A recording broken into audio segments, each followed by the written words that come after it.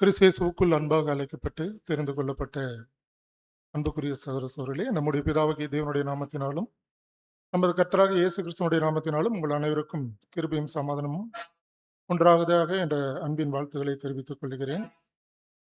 அது மாத்திரமல்ல, தேவனுடைய பெரிதான கிருபை, இரக்கம், தயவு, அவருடைய மகத்துவமுள்ள வார்த்தைகளை கேட்பதற்கு நமது வாழ்நாட்களில் ஒரு நாளை கூட்டி கொடுத்து கிருபை செய்ததற்காக பிதாவாகிய தேவனுக்கு கர்த்தராகிய இயேசு கிறிஸ்து மூலியமாக கூட மீண்டுமாக நன்றிகளை ஏறெடுத்துக்கொண்டு இந்த நாளுக்கான பாடத்திற்குள்ளாக கடந்து போகலாம். அன்பான சகோதர சகோதரிகளே, இந்த நாளிலும் கூட சகோதர சொன்ன வண்ணமாக நாம் பார்க்கிற பாடத்தின் தலைப்பானது நாட்கள் பொல்லாதவைகள் ஆனதால். இதற்கு ஆதார வசனம் வாசிக்கலாம். எபேசியர் 5ஆம் அதிகாரம் 15 மற்றும் 16. ஆனபடினாலே ம், நீங்கள் நாணமற்றவர்களைப் போல நடவாமல் ம், நாணமுள்ளவர்களைப் போல கவனமாய் நடந்து கொள்ள பார்த்து ம். நாட்கள் பொல்லாதவைகளானதால் காலத்தை பிரயோஜனப்படுத்தி கொள்ளுங்கள். ஆமா, அன்பான சகோதர சகோதரிகளே, இப்ப பாருங்க, இந்த இடத்துல கவனமா என்ற வார்த்தைக்கு ஆங்கில சொல்லானது என்ன சொல்லுதுன்னா சர்க்கிம்ஸ்பெக்ட் ஆர் சர்க்கியூம் என்ற வார்த்தையிலிருந்து வருது. அதற்கு வேறு அர்த்தம் என்ன சொல்றாங்கன்னா தமிழ்ல விழிப்பாய் இருக்க வேண்டும் என்று. அப்ப ஏன் நம்ம விழிப்பா இருக்க வேண்டும் அப்படின்னு பார்க்கும்போது, ஏன்னா இப்ப நாம வாழ்ந்திருக்கிற இந்த காலகட்டமானது எப்படி இருக்குதுன்னா, இந்த பாதையானது கிறிஸ்தவனுடைய பாதையானது மிகவும் நெருக்கமுள்ள ஒரு பாதையா காணப்படுது. அது எந்த அளவுக்கு நெருக்கமுள்ள பாதையா காணப்படுதுன்னா, அநேக சோதனைகள் காணப்படுது. அது மாத்திரம் இல்ல, படுகொலையெல்லாம் நிறைந்திருக்குது. அது மாத்திரம் இல்ல, பொல்லாங்கனின் சூழ்ச்சியினால் நிறைந்திருக்கிற இந்த சூழ்நிலை காரணத்தினால நம்ம அதிக விழிப்புணர்வாக காணப்படுறோம். ஏன்னா நாம் எடுத்து வைக்கும் ஒவ்வொரு அடியும் ஞானமுள்ளதா இருக்கணும், இல்லைங்களா? அன்பான சார், அதனாலதான் ஆதார வசனத்துல பார்க்கிறோம், நீங்கள் ஞானம் மற்றவர்களைப் போல நடவாமல் ஞானம் உள்ளவர்களைப் போல நடந்து. அதுலயும் கவனமா இருக்கிற வார்த்தைக்கு விழிப்பாய் இருக்கணும், இல்லைங்களா? அன்பான சார் சொல்றதுன்னா பார்க்கிறோம். ஏன்னா நாம ஞானமற்றவர்களாய் இருக்கும் பொழுது வேற என்ன நம்மளுக்குள்ள கிரியை செய்திருங்க, அவ்வளவுதான். பொல்லாத ஆவி நம்மளுக்குள்ள கிரியை செய்யணும். அப்ப ஞானம் உள்ளவர்கள் போல நம்ம நடந்து கொள்ளணும், விழிப்பா இருக்கணும்னு பார்க்கிறோம் மனசு. இது சகோதரருக்கு அநேக சகோதர சகோதரிகள் ஒரு கடிதம் எழுதுறாங்க. அந்த கடிதத்துக்கான அந்த சூழ்நிலை எவ்வாறு மேற்கொள்வதற்கென்று அந்த கடிதத்துக்கான ஒரு ரிப்ளை தான் இந்த ஒரு பாடம், இல்லைங்களா? அன்பான சகோதரர்களே, அது கூட வாசிக்கலாம் பாருங்க. அது எப்படி ஆரம்பிக்கிறாருன்னா, அந்த நாட்கள் பொல்லாதவைகள் ஆனதால் என்ற அந்த ஃபர்ஸ்ட் பேராகிராஃப், 3வது பேராகிராஃப்ல இருந்து ஒவ்வொருவரும் தன் தன் காரிய ரீபிரின்ஸ்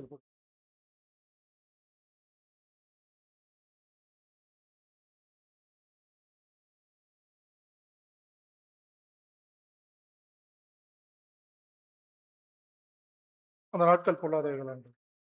நாட்கள் பொல்லாதவைகளானதால் ம், நமது எதிராளியானவன் ம், விசேஷமாக கிரியை செய்வதால் ம், தற்காலத்தில் நினைவு கூறப்படுவதற்கும் ம், கடைபிடிப்பதற்கும் அவசியமானதும் ம், எல்லா காலகட்டங்களிலும் அவசியமானதும் ம், கிறிஸ்துவின் சரீரத்தில் உள்ள ஒவ்வொரு ம், அங்கத்தினத்திற்கும் பொருந்தக்கூடியதுமான சில பொதுவான கோட்பாடுகளை ம். நாம் கவனத்துக்கு கொண்டு வர விரும்புகிறோம். ஆமா, அன்பான சகோதரர், அது பாருங்க, தற்காலத்திலே நினைவு கூறப்படுவதற்கும் இல்லையா, கடைபிடிவதற்கு மாத்திரமல்ல, எல்லா காலத்திலும் இதை கடைபிடிக்கணும், இல்லைங்களா? வாசனை. யூத யுக அறுவடையின் போது ம், காணப்பட்டது போன்று ம், சுவிசேஷ யுக அறுவடையின் போதும் காணப்பட்டது. ம், மேலும் எதிர்ப்புகள் ஜெப ஆலயங்களிலும் வேதபாரகர் மற்றும் ம், பரிசேயரிடமிருந்து வந்ததுமல்லாமல் ம், வீட்டிற்குள்ளாகவும் எதிர்ப்புகள் காணப்பட்டது. ம், பெற்றோருக்கும் பிள்ளைகளுக்கும் இடையிலும் ம், கணவன் மனைவிக்கு இடையிலும் கர்த்தருடைய ஜனங்கள் மத்தியிலும் ஏற்பட்டது.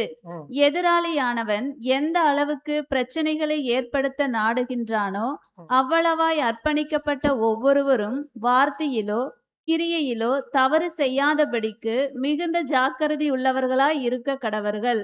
ம். நாட்கள் பொல்லாதவைகளானதால் விசேஷித்த சோதனை மற்றும் பரீட்சையின் நாட்களாய் இருக்கிறபடியால் கவனமாய் நடவுங்கள். ஆமா, அன்பான சகோதரர்களே, இப்போ பாருங்க, நம்ம இந்த இடத்துல கவனமா இருக்கிற வரதுக்கு விழிப்பாய் நடங்கள் என்று நம்ம பார்த்தோம், இல்லைங்களா? ஏன்னா அநேக சோதனைகள் மற்றும் சூழ்நிலைகள் நிமித்தம் நம்ம என்ன பண்ணிடுறோங்க, நம்ம இடறி விடுறோம். இது வந்து தற்காலத்தில் மட்டும் இல்ல, யூத காலத்திலே நடந்தது அதே காரியம் தான். இப்ப கடைசி காலத்துல நடந்திருக்கிற நமக்கும் அந்த அனுபவங்கள் ரொம்ப முக்கியமா இருக்கு. அப்ப அந்த அனுபவங்கள நம்ம எப்படி மேற்கொள்ள வேணும்னு தான் அந்த ஒரு பாடம். இல்லைங்களா? சபையாக நாம, இல்ல போதிக்கிறவர்களாகிய சகோதரர்கள் அதை எவ்வாறு கையாள வேண்டும்? இல்ல அந்த போதிக்கக்கூடிய தாளந்து எவ்வாறு நமக்கு கிடைத்தது என்பதெல்லாம் நம்ம சிந்தித்து பார்த்து இந்த வாழ்க்கையின் அனுபவங்கள்ல நம்ம கடந்து போகணும்னு பார்க்கிறேன் அன்பான. ஏன்னா நம்மளுக்குள்ள இந்த பாடத்தை கற்கும் பொழுது அநேக விளக்கங்கள் கிடைச்சிருங்க. ஒருவேளை அந்த விளக்கங்கள்ல பாயிண்ட் அவுட் பண்ணி பேசும் பொழுது அதில் அதுக்கே ஒரு இதான கிரியைகள் நம்மிடத்தில் காணப்படுதா? இல்ல அது காணப்படவில்லையா என்பதை நம்ம நாமே நிதானித்து பார்த்து அதை சரி செய்து கொள்ளணும் தான் இந்த இடத்துல பார்க்கிறோம்னு பார்க்கிறேன் மனசு. அதில் பார்க்கலாம், நம்ம முதலாவது பாயிண்ட்டுக்குள்ள கலந்து போகலாம். ஒவ்வொருவனும் தன் தன் காரியத்தை கவனிப்பதில் மனதில் முடிவெடுக்கணும். அது கூட வாசிங்க சகோதரி. நாம் மற்றவருடைய காரியங்களில் தலையிடக்கூடாது என்று. நாம் மற்றவருடைய காரியங்களில் தலையிடக்கூடாது ம், என்று வேத வாக்கியங்கள் நமக்கு எச்சரிப்பூட்டுகின்றது. ம், ஒவ்வொருவரும் வாழ்க்கையின் அனுபவங்கள் வாயிலாக ம், இந்த அருமையான கோட்பாட்டை கற்றுக்கொண்டிருந்தாலும் ம், வெகு சிலரே இக்கோட்பாட்டின்படி கவனமாய் நடக்கிறார்கள். ம், நம்முடைய கரங்களையும் நேரங்களையும் வாயும் ஆக்கிரமித்து கொள்ளத்தக்கதாக ம். நம்மிடத்தில் போதுமான அளவு நம் சொந்த காரியங்களுக்கு கர்த்தருடைய ஊழியங்களுக்கும் இ- இல்லையெனில் நம்மில் ஏதோ தவறு உள்ளது. மேலும் அது செய்து கொள்ளப்படத்தக்கதாக கவனமாய் ஜெபிக்கவும் கவனமாய் தெய்வீக வார்த்தைகளால் கற்றுக்கொள்ளப்படவும் வேண்டும். ஆமா அன்பான சகோதரர்களே, அப்ப நாம் மற்றவருடைய காரியங்களில் தலையிடக்கூடாது என்று இந்த முதல் எச்சரிப்பு நம்மளுக்கு கொடுக்கும். இல்லைங்களா? அப்ப மற்றவருடைய காரியங்களை தலையிடக்கூடாது. இப்ப பாருங்க இந்த இடத்துல என்ன சொல்றா, நம்முடைய கரங்களையும் நேரங்களையும் வாயையும் ஆக்கிரமித்துக் கொள்ளத்தக்கதாக நம்மிடத்தில் போதுமான அளவு நம்ம சொந்த காரியங்களும் கர்த்தருடைய ஊழியங்களும் இல்லையெனில், இப்ப யார் இடத்துல தவறு இருக்குதுங்க? நம்மிடத்துல தவறு இருக்குது. அப்ப பாருங்க, நம்மளுக்கு சொந்த வேலையும் இல்ல, தேவனுடைய வேலையும் இல்ல. அப்ப 2 சகோதரரோ சகோதரிகளோ இந்த வேலை இல்லாத பட்சத்துல என்ன பேசிக்குவாங்க? சொந்த வேலையும் இல்ல, தேவனுடைய வேலையும் இல்லாத சகோதரர்கள் இருவர் ஒன்று கூடி என்ன பேசிக்குவாங்க? பாருங்க, எனக்கு சரியா கேட்கல, சத்தமா சொன்னீங்க. ஆ, மத்த சத்தியத்தை பத்தி பேச மாட்டாங்க. மற்றவர்களை பத்தி பேசிட்டு இருப்பாங்க. இல்லைங்களா? அன்பான சகோதர சகோதரிகளே, இதெல்லாம் ரொம்ப முக்கியமானது இருக்குது. இதுதான் இதனுடைய. ஏன்னா அதனால என்ன ஆகுங்க? மத்தவங்கள பேசும் பொழுது தீமை பேசுதல வரும். இல்லைங்களா? அன்பான சகோதர சகோதரிகளே. ஏன்னா இது அவங்களுக்கும் பாதிப்பு ஏற்படுத்தும். யார குறித்து பேசுறாங்களோ அவங்களையும் பாதிக்கணும் பார்க்குறேன். இப்ப பாருங்க, அடுத்து கூட வாசிங்களா? அடுத்த பேரா வாசிங்க சகோதரி. நமது பராமரிப்பின் கீழ் இருப்பவர்களின் நலனுக்கடுத்த விஷயங்களில் ம், கவனமற்றவர்களாகவோ ம், அல்லது நாம் பொறுப்பேற்றவர்களின் விஷயத்தில் கவனமற்றவர்களாக இருக்க வேண்டும் என்ற அர்த்தத்தில் ம். இக்கோட்பாடு இல்லை என்பதை நாம் புரிந்து கொள்ள வேண்டும். ஆமா, அன்பான சகோதர சகோதரிகளே. ஏன்னா நாம் மற்றவருடைய காரியங்களில் தலையிடக்கூடாது என்று நம்ம சொல்லிட்டதுனால, நமது பராமரிப்பின் கீழ இருக்கக்கூடியவர்களுக்கு நாம என்ன பண்ணுங்க நம்மளுக்கு? நம்ம அவர்களுக்கான பொறுப்பாளிகளா காணப்படும். இல்லைங்களா? அவர்களுடைய தேவைகளை சந்திக்கணும். இல்லைங்களா? அன்பான சகோதர சகோதரிகளே. வாசிங்க. நமது பொறுப்பின் கீழ் உள்ளவர்களுக்கு ம், நாம் சில காரியங்களை செய்யும்போது கூட ம், நாம் அவர்களின் உரிமையையும் மற்றும் மற்றவர்களின் உரிமைகளையும் கருத்தில் கொண்டவர்களாகவும் ம். அதில் விசேஷமாக நமது உரிமைகளை நாம் மேலோங்க செய்ய விடாமல் கவனமாய் இருக்க அந்த வேண்டும். இடத்துல கூட நம்மை சார்ந்தவர்களாக இருந்தாலும் கூட, அந்த இடத்துல நமது உரிமைகளை மேலோங்க செய்யக்கூடாது. இல்லைங்களா? அவங்களுடைய உரிமைகளையும், அவங்களுடைய ஆ விஷயங்களையும் நம்ம கருத்தில் கொள்ள வேண்டும். இல்லைங்களா? ஏன்னா, அந்த இடத்துல என்ன சொல்றாங்கன்னா, அவர்களை நாம சரி செய்கிறோம் அப்படிங்கிற விதத்துல, இல்லைங்களா? பிறர் முன்னில அவங்கள காயப்படுத்திறக்கூடாது. இல்லைங்களா? பிறர் முனைய வச்சு 4 பேர் இருக்கிற இடத்துல வச்சு அவர்களுக்கு புத்தி சொல்லிறக்கூடாது. ஏன்னா, நம்ம அவர்கள சரி செய்யற முயற்சி செய்றோங்கிற அப்படிங்கிற முயற்சியில. அதுதான் அவங்க உரிமைகள நம்ம வந்து தலையிடக்கூடாது. ம், நம்முடைய சொந்த விஷயங்களில் நமக்கு முழுமையான நீதி கிடைக்காவிட்டாலும் ம், மற்றவரின் விஷயத்தில் நம்முடைய கையாளுதல் நீதியாய் காணப்பட வேண்டும், ம், இரக்கம் காட்டப்பட வேண்டும் ம். என்பதை நாம் ஒருபோதும் மறந்துவிட வேண்டாம். ஆமா அன்பான சகோதர சகோதரிகளே, நம்மளுடைய உரிமைகள் இல்லைங்களா? நீதி கிடைக்காவிட்டாலும், ஆனா மற்றவர்களுடைய விஷயத்துல நாம பார்க்கும் பொழுது, நாம அது நீதியாய் காணப்பட வேண்டும். இல்லைங்களா? இரக்கத்தோட காட்டப்பட வேண்டும் என்பதை நாம மறந்துடக்கூடாது அன்பான சகோதரர்களே. அப்ப பாருங்க, மற்றவருடைய விஷயத்துல நம்ம கையாளும் பொழுது நம்ம எப்படி காண வேண்டும் இல்லைங்களா? இதுதான் முதல் பாயிண்ட். அடுத்து 2வது பாயிண்டா கடந்து போகலாம். நாம் நம்மிடத்திலும் நம்முடைய பலவீனத்திலும் பொறுமையா இருப்பதை காட்டிலும், அது வாசிங்க சகோதரி. நாம் நம்மிடத்திலும் ம், நம்முடைய பலவீனத்திலும் ம், பொறுமையாய் இருப்பதைக் காட்டிலும் ம். மற்றவர்களிடத்திலும் அவர்களுடைய குற்றங்களை காணும்போதும் மிகுந்த பொறுமையுடன் காணப்பட வேண்டும். ஆமா அன்பான சகோதரர்களே. இப்ப பாருங்க, இப்ப நம்மிடத்துல பொறுமையா இருக்கணுமா? நம்மளுக்குள்ள ஒரு பலவீனம் இருக்குது. பொறுமையா இருந்துடலாமா? அதுதானே பாயிண்ட் சொல்லுதுங்க தலைப்பு. பொறுமையா இருக்கலாங்களான்னு கேட்கிறேன். புரியல என்ன கேட்கிறேன்னு. நாம் நம்மிடத்திலும் நம்முடைய பலவீனத்திலும் பொறுமையா இருப்பதை காட்டிலும் மற்றவரிடத்திலும் அவருடைய குற்றங்களை காணும்போது மிகுந்த பொறுமையுடன் காணப்படும் என்று தலைப்பு. அப்ப நம்மிடத்துல பொறுமையா இருந்துடலாமா பலவீனம் இருக்கும்போது அப்படின்னா அந்த இடத்துல பொறுமையா இருந்துடக்கூடாது. அந்த இடத்துல நம்ம வந்து என்ன பண்ணணும், சீக்கிரமா அதை சரி செய்து கொள்வதற்கு நாம் முயற்சி செய்யணும். அந்த ஹெட்டிங்ல தவறா புரிந்து கொள்ளக்கூடாதுன்னு தான் அதுக்கு விளக்கத்தை கொடுக்குறான் அன்பான சகோதரர்களே. விழுகையின் காரணமாக ம், முழு உலகமும் சரீர பிரகாரமாகவும் ம், ஒழுக்க ரீதியிலும் மன ரீதியிலும் ஆரோக்கியமற்றவர்கள் என்பதை நாம் நினைவு கூர்கையில் அவர்களுடைய பலவீனங்களுக்காக நாம் அனுதாபம் கொள்ள வேண்டும். ம், கர்த்தர் தமது விலையேறப்பெற்ற இரத்தத்தின் புண்ணியத்தினால் நமது கரைகளை கிருபையுடன் மறைக்க சித்தமுள்ளவராய் இருக்கையில் ம், நம்மை காட்டிலும் மற்றவர்களுடைய பலவீனங்கள் குறைவாகவோ அல்லது அதிகமாகவோ இருந்தாலும் நாம் அவரிடத்தில் அனுதாபமும் உருக்கமான இரக்கமுமே கொள்ள வேண்டும். ம், இக்கோட்பாடு விசேஷமாக உங்கள் குழந்தைகளுக்கு பொருந்தும். ம், உங்கள் பிள்ளைகளிடத்தில் காணப்படும் பலவீனங்கள் உங்களிடத்திலிருந்து அல்லது உங்கள் வாயிலாகவே அவர்களுக்கு கொஞ்சம் வந்துள்ளதால் அவர்களுடைய தப்பிதங்களை கையாளும் போது நீங்கள் உங்கள் சொந்த தவறுகளை எவ்வாறு கையாள்வீர்களோ அப்படியே அவர்களிடத்திலும் நீதியாய் கையாள வேண்டும். அவர்களை நீதியின்படி சரிசெய்ய உண்மையுடனும் கண்டிப்புடனும் கையாள வேண்டும். அதே சமயம் இதை அனுதாபத்துடனும் இரக்கத்துடனும் அன்புடனும் செய்ய வேண்டும். ஆமா அன்பான சகோதரர்களே. இப்ப பார்க்கும்போது நம்ம குழந்தைகிட்ட கையெழும் போது கூட அது எவ்வாறு கையெழும் பண்ணுங்க. ஏன்னா சில பலவீனங்கள் வந்து யாரிடம் தான் வருதுங்க, பெற்றோர்களுடைய நம்மளிடம் தான் குழந்தைகளுக்கு போகுதுன்னு பார்க்கிறோம் அன்பான சகோதரர்களே. அப்ப நம்ம குழந்தைகள் நம்மளுடைய ஒவ்வொரு நடத்தையையும் கவனிக்கிறாங்க இல்லைங்களா? ஆலயத்துக்கு வரோம், தேவனுடைய இல்லைங்களா எக்லீசியாவுக்கு வரோம். வரும்போது இங்க நம்ம பரிசுத்தமா காட்டிட்டு வீட்டுக்கு போகும்போது வீட்டில நம்மளுடைய கிரியைகள் எப்படி காணப்படுது? முன் உதாரணமா இருக்கா? இல்ல சபையில நடந்துக்கிற மாதிரியே வீட்டிலேயும் நம்ம நடந்துக்கிறோமா? இல்ல வீட்ல நடந்துக்கிற மாதிரியே சபையிலேயும் நம்ம நடந்துக்கிறோமா? இல்லைங்களா? இப்ப அவங்க நம்மள பார்க்கறாங்களா இல்லையா? நம்மள பார்த்து தானே கற்றுக்கொள்றாங்க.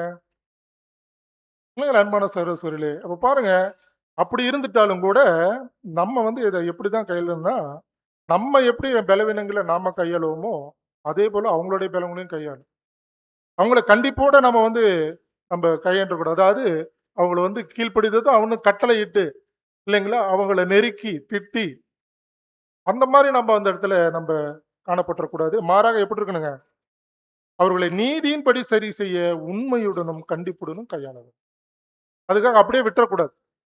இல்லைங்களா? குழந்தைங்க தவறு செய்தாக, நம்மள பலவீனம் எனக்குள்ள பலவீனமே தான் என் பையன்கிட்டயும் இருக்குதுன்னு சொல்லிட்டு அப்படியே விட்டுறலாமா? அன்பான சகோதரர்களே, அதக்கூட நீதியா கையாளணும்னு பார்க்கிறோம். ஏன்னா, அந்த சூழ்நிலையில நான் எப்படி ஒரு முடிவு எடுத்தேன்? எதனால அந்த பலவீனங்கள் எனக்குள்ள வந்தது?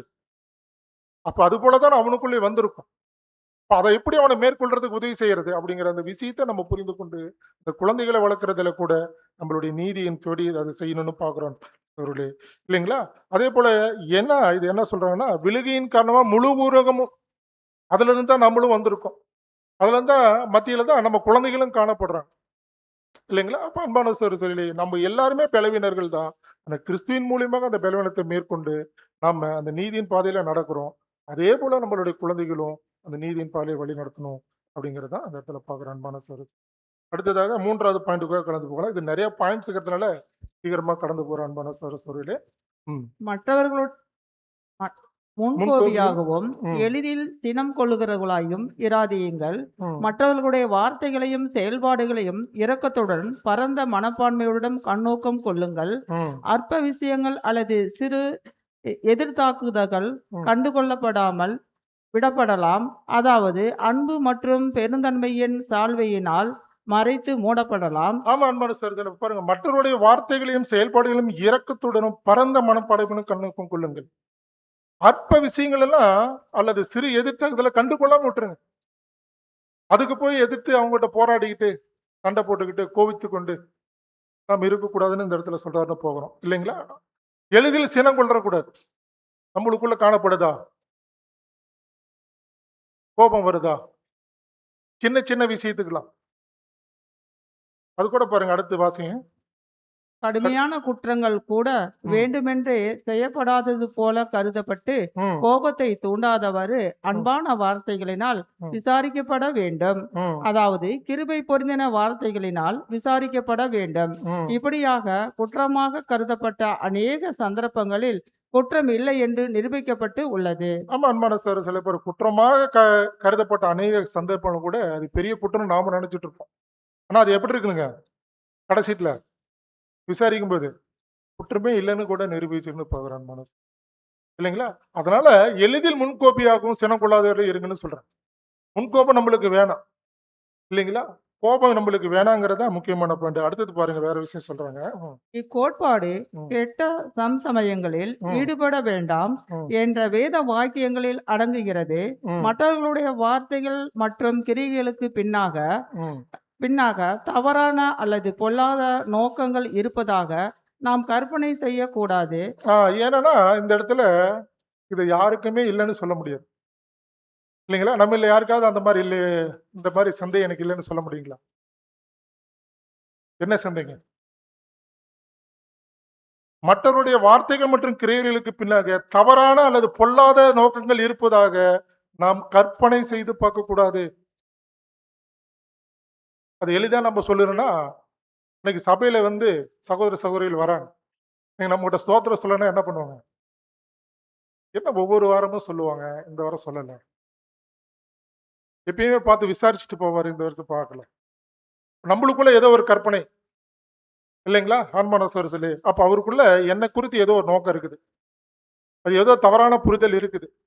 இது ஒரு சாதாரணமா சொல்ற அன்பான சொல்லி, இதை விட பெரிய பெரிய காரியங்கள்லாம் நம்ம சிந்தித்துக் கொண்டு இருக்கிறோம் இல்லைங்களா? மற்றவர்களை குறித்து நம்ம தேவையில்லாத கற்பனை, இப்படி இருக்குமா அந்த மாதிரி இருக்குமான்னு நம்மளா ஒரு கற்பனை செய்து கொள்றோம். கெட்ட சயங்கள் என்பது நம்முடைய கர்த்தருடைய வார்த்தைகளுக்கு எதிரானதாகவும் ம், வேத பக்திக்கு தேவ பக்திக்கு எதிரானதாகவும் இருக்கிறது என அப்போஸ்தலன் பட்டியலிட்டு இருக்கிறார். ம், கெட்ட சம்சயங்கள் என்பது பொறாமை மற்றும் சண்டையின் ஆவிக்கு ஒத்ததாக இருக்கிறது. ம். இது மாம்சம் மற்றும் பிசாசின் கிரிகையாய் இருக்கிறது. ஆமா அன்பான சோரசூரலே இல்லைங்களா? அப்ப பாரு, அந்த கெட்ட சம்சயங்கிறது நம்மளா ஒரு கற்பனை ஏற்படுத்திக் கொண்டு அவர் நம்மளை பத்தி என்ன நினைச்சிட்டு இருக்கிறாரு அப்படிங்கறத நாமளா கற்பனை பண்ணிக்கிறோம். அந்த மாதிரி அவர் நினைச்சிருக்கவே மாட்டார் இல்லைங்களா? அதனால என்ன விளைவுகள் ஏற்படுங்க? அதனால என்ன பாதிப்புகள் ஏற்படும்? எந்த ஒரு பாதிப்பும் ஏற்படாதா? எப்படிங்க? மாம்சத்தின் கிரியைகள் வெளிப்படும். கரெக்ட் தான் அன்பான சகோதரர்களே. கலாத்தியர் சொல்றது போல அந்த மாம்சத்தின் கிரியைகள் வெளிப்பட்டு அது என்ன நம்மளுக்கு இல்ல பொறாமை கொண்டு போகும். கர்த்தருடைய ஏற்பாடுகளுக்கு அது உகந்ததா இல்லை என்பதை நம்ம பார்க்கிறோம். மாறாக நம்மளுக்குள்ள எந்த ஆவிதான் இருக்கணுங்க? அன்பின் பிரமாணங்களை நம்ம கற்றுக்கொண்டிருக்கணும். அன்பின் பிரமாணத்தின்படி நம்ம பார்க்கணும். 1 கொரிந்தியர் 13ஆம் அதிகாரத்துல நம்ம இன்னைக்கு பார்த்தோம், வேத வாசிப்புல இல்லைங்களா? காலை தியானத்துல இல்லைங்களா? அன்பு இணைக்கிறாவிட்டா நான் ஒன்றும் இல்லைங்கிற அந்த சூழ்நிலையில, அப்ப அன்பு எவ்வளவு முக்கியமா இருக்குதோ நம்ம ஒவ்வொரு காரியத்திலும் நம்ம அன்பின் மனப்பான்மையோடு அதை நம்ம கண்ணோக்கிறவர்களாக காணப்படணும். அன்பான சொல்லி ஏதோ நம்மளா கற்பனை பண்ணி கொண்டு அந்த சகோதரனோ சகோதரியோ இப்படிதான் நினைச்சிருப்பாங்க என்று சொல்லி நாம கற்பனை செய்திடக்கூடாது. அது மாறாக அது எதுக்கு வழிகொடுத்து போகும்னா நம்மளுடைய அழிவுக்கு வழி நடத்தக்கூடிய காரியமா காணப்படும் என்பதை நம்ம பார்க்கிறோம் இல்லைங்களா? அது கூட போன அந்த ஆனால் 4வது கீழே வாங்க, கீழே. ஆனால் நம்மையும் தெரியாமல்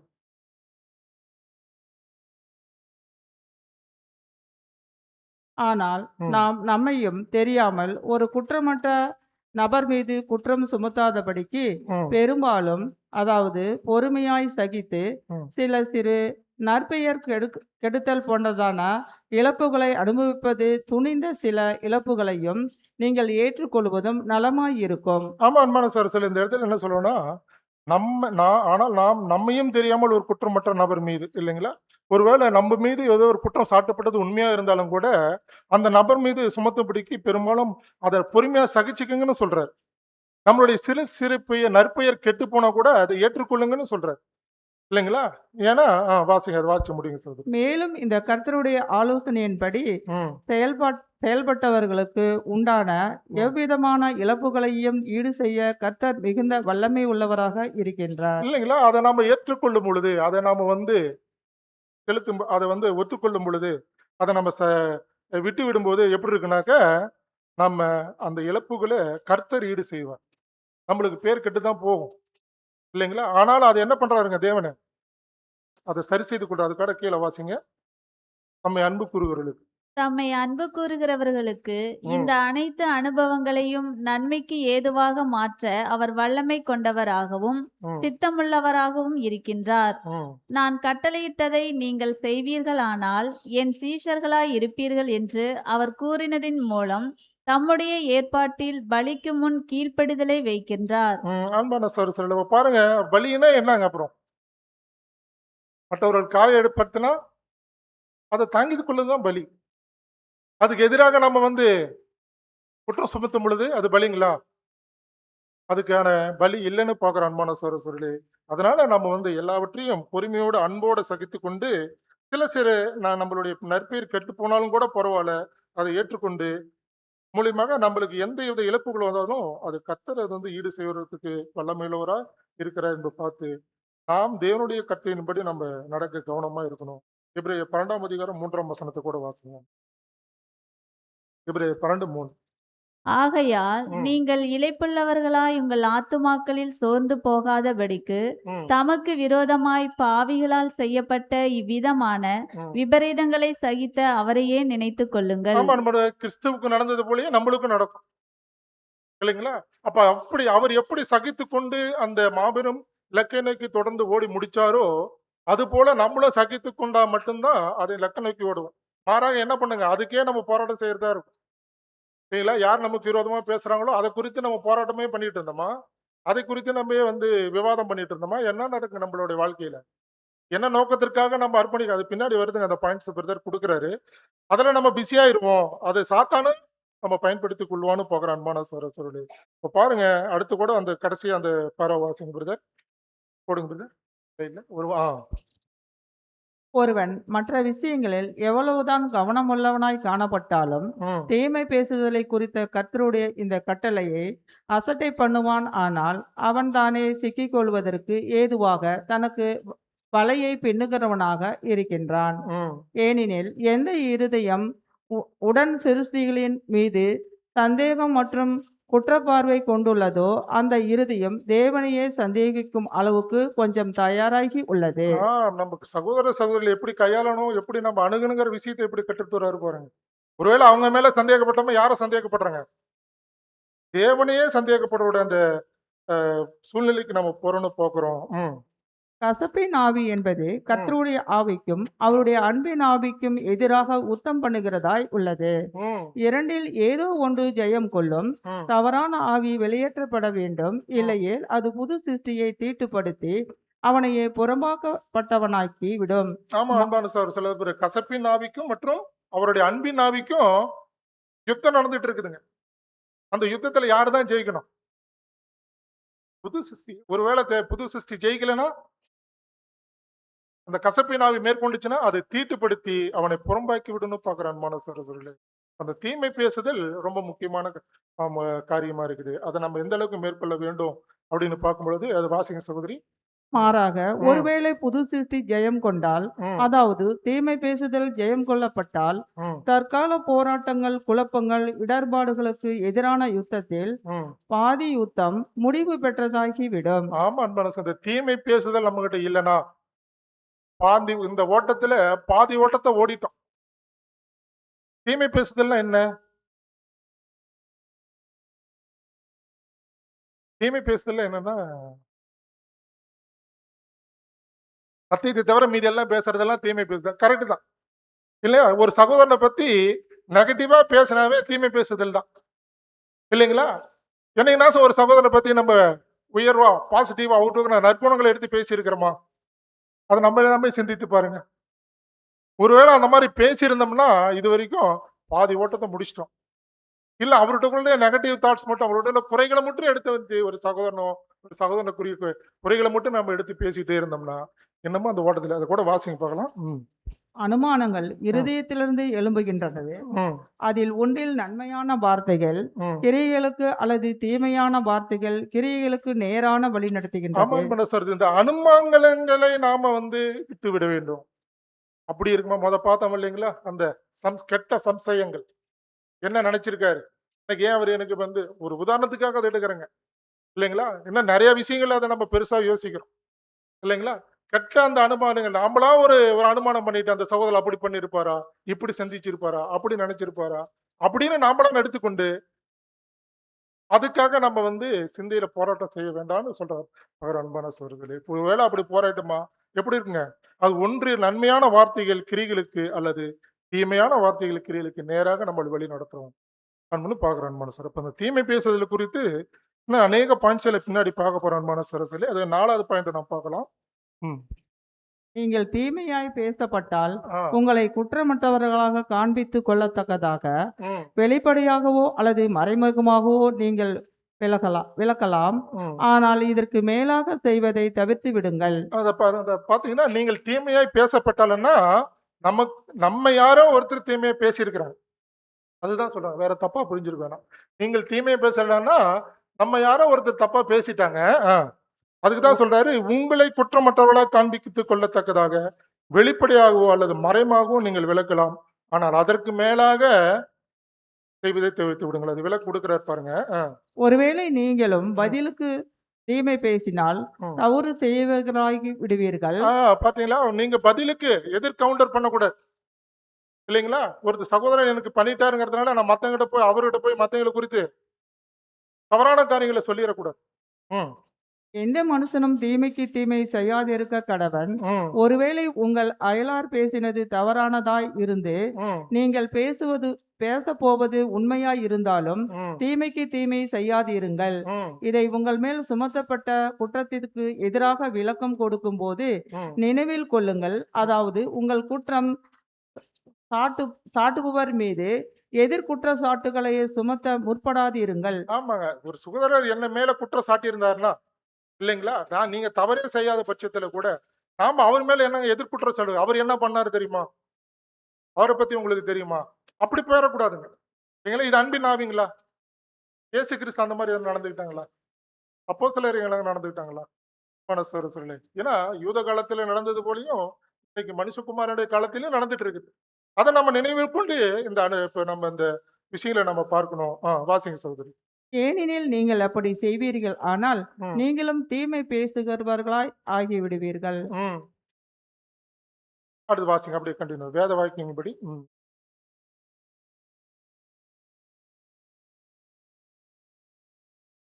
பொன்னான சட்டம். இது இது வேத வாக்கியங்களின் அடிப்படையிலான சட்டமாகும். ம், மற்றவர்கள் நமக்கு செய்தது போல் அல்ல, ம், மாறாக மற்றவர்கள் நமக்கு என்ன செய்ய வேண்டும் என்று நாம் விரும்புகிறோமோ ம், கருதுகிறோமோ ம், அதைத்தான் நாமும் மற்றவர்களுக்கு செய்ய வேண்டும். ம். நமக்கு செய்யப்பட்ட தவறுகளுக்கானது நாம் செய்யும் தப்பிதங்களை ஒருபோதும் ஆமா, நியாய- பொன்னான சட்டம் என்ன சொல்லுது? பொன்னான பிரமாணம் என்ன சொல்லுது? உன்னிடத்தில் அன்பு கூறுவது போல. சரிங்க. பொன்னான சட்டம் என்ன சொல்லுதுங்க? அவர்களே ஆமா அன்பான சரசுல இப்ப மற்றவர்களை நம்மளுக்கு என்ன செய்ய விரும்புமோ அதை தான் செய்யணும். இன்னொரு அதுக்கு ஆப்போசிட்டா என்ன சொல்லலாங்க? மற்றவர்கள் என்ன செய்ய விரும்பக்கூடாதுன்னு நம்ம நினைக்கிறோமோ அதை தான் மற்றவர்களுக்கு நாம என்ன பண்ணுங்க செய்யக்கூடாது இருக்கணும் பாக்குறோம் அன்பான சரசுல. அப்ப பாருங்க, நம்ம குறித்து தீமை பேசுறதை நம்ம எதிர்பார்ப்போமா? அதை ஒத்துக்குவோமா? இல்லைங்களா? அது போல மற்றவர்களை குறித்து நம்ம தீமை பேசக்கூடாதுன்னு பாக்குறோம் அன்பான சரசுல. ஏன்னா அதான் சொல்றாரு பாருங்க. நாம் செய்யும் தப்பிதங்களை ஒருபோதும் நியாயப்படுத்த போவதில்லை. ம், நன்மை வரும் தீமை செய்யுங்கள் என்பது போன்றதான ம். சாத்தானின் வஞ்சனைகளுக்கு தேவனுடைய உண்மையான பிள்ளைகள் இடம் கொடுக்க கூடாது. பாருங்க, நன்மை வரும்படி தீமை செய்யுங்கள். இது கரெக்டுங்களா? நம்மளுக்கான பொன்னான சட்டம் என்னங்க? நன்மை செய்து பாடாடுவீங்களா? அதுதான் சட்டங்க. பாருங்க, இது அப்படியே மாறி பாரு. எப்படி இருக்கு? நன்மை வரும்படி தீமை செய்யும் பொழுது போன்றதானே. சாத்தானின் வஞ்சனைகளுக்கு தேவனுடைய உண்மையான பிள்ளைகள் இடம் கொடுத்துடக்கூடாது. தூசிக்கிறவர்களின் பொய்யான மற்றும் தவறான குற்றச்சாட்டுகள் தவறு என்று நம்ம விவரித்து கட்ட எவ்வித வாக்குதங்க தடை விதிக்கலாலும் ஒருத்தர் தூசித்தினால அதை நம்ம நிரூபிக்கிறதுக்கு நம்ம கடமைப்பட்டிருக்கிறோம். ஆனாலும் அதற்கு எதிரடையான பொல்லாத குற்றச்சாட்டுகளுக்கு எதிராக நம்ம போயிடக்கூடாது. இல்லைங்களா? வாசிங்க சகோதரர் அப்படியே. ஒருவேளை ஒவ்வொரு எதிரிடையான பொல்லாத குற்றச்சாட்டுகளுக்கு எதிராக ம், போராடுவதில் நாம் சாத்தானையும் வஞ்சிக்கப்பட்ட அவனுடைய அநீதியான ஊழியங்களையும் ம், பின்பற்றுகிறவர்களாக இருக்கும் பட்சத்தில் ம். நாம் இவ்வேளையில் அதிகம் மும்முரமாய் இருக்கும் சூழ்நிலைகள் ஏற்பட்டு இருப்பதை அனுபவங்கள் நமக்கு கற்றுக் ஆமா, கொடுத்திருக்கும். அன்பான சகோதரர். இப்ப ஒவ்வொருத்தரும் நம்மளுக்கு விரோதமா பேசுற ஒவ்வொருத்தருக்கிட்டையும் நம்ம போராட்டமா என்ன ஆகுங்க? நம்மளை குறித்து பேசிட்டு இருக்கிற அந்த விஷயத்த நம்ம மனசுல போட்டுக்கிட்டு அவங்களுக்கு நம்ம எதிர்கவுண்டர் கொடுத்துருந்தா என்ன ஆகுங்க? இதுலயே நம்ம பிஸியா இருப்போம். நம்ம எதுலதான் பிஸியா இருக்கணுங்க? ஆ? சத்தியத்துல தேவனுடைய வேலை செய்யறதுல தான் நம்ம பிஸியா இருக்கணும். மாறாக மற்றவர்கள் நம்ம குறித்து பேசுறது விஷயத்திலேயே நம்ம போராட்டம் பண்ணிட்டு இருந்தா எப்ப நம்மளோட ஓட்டத்தை ஓடி முடிக்கிறதுங்க? வாசிங்க சார். ஒருவேளை நாம் இவ்வேலையை செய்ய விருப்பமுள்ளவர்களாய் இருப்பதை சாத்தான் கண்டானால் ம், மிகுந்த சந்தோஷத்தை கொடுக்கும் நற்செய்தியை நாம் அறிவிப்பதற்கு நமக்கு போதுமான நேரம் இல்லாமல் போகத்தக்கதாக ம், ஒவ்வொரு குற்றச்சாட்டுகளுக்கும் எதிராக போராடுவதில் நம்மை அதிக மும்முரமும் அடைய செய்திடுவான். ம், பின்னர் சாத்தான் ஜெயம் கொண்டவனாகவும் ம், நாம் தோற்றவர்களாகவும் ஆகிவிடுவோம். ம், ம். பார்க்குற அன்பான சார் சொல்லி இப்ப பாருங்க, இப்ப நமக்கு விரோதமாக செய்யற அனைத்து தீமைகளையும் நம்ம தூக்கி எறிஞ்சிக்கும் இல்லைங்களா? தூக்கி எறிஞ்சிட்டு என்ன பண்ணுங்க? கர்த்தருடைய ஊழியத்தை நம்ம செய்யறதுல நம்ம மும்முரமா இருக்கணும். எங்க பிரதர் மும்முரமா இருக்கிறது? நம்ம வேலையை செய்யறதே நம்மளுக்கு நேரம் இல்லை. அப்புறம் எங்க கர்த்தருடைய வேலையை செய்யறது? இல்லைங்களா? நம்மளுக்கு கொடுக்கப்பட்ட இந்த கடமையை நம்ம மறுதலித்து போனா என்ன நடக்குங்க? இந்த மாதிரியான தீமையான எண்ணங்கள், தீமையான காரியங்களுக்கு நம்ம போராடிட்டு இருப்போம்னு பார்க்குறேன் அன்பான சகோதரர்களே. அப்ப இதெல்லாம் காரணம் நம்மகிட்ட தான் குறை இருக்கு. அந்த குறையை கண்டுபிடிச்சு அதை சரி செய்து கொள்றதுக்கு நம்ம விழிப்புள்ளவர்களா இருக்கணும் பார்க்குறேன் அன்பான சகோதரர்களே. ம். இது கூட வாசிக்கலாம். 5வது பாயிண்ட்டுக்கு வாங்க சார்.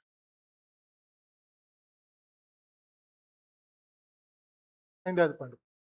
தீமை பேசுதல், தூஷணங்கள் மற்றும் பழி. தீமை பேசுதல், ம், தூஷணங்கள் மற்றும் பழி பேச்சுக்கள் ம், தேவனுடைய ஜனங்களிடம் காணப்படக்கூடாது என்று கண்டிப்பாக தடை பண்ணப்பட்டுள்ளது.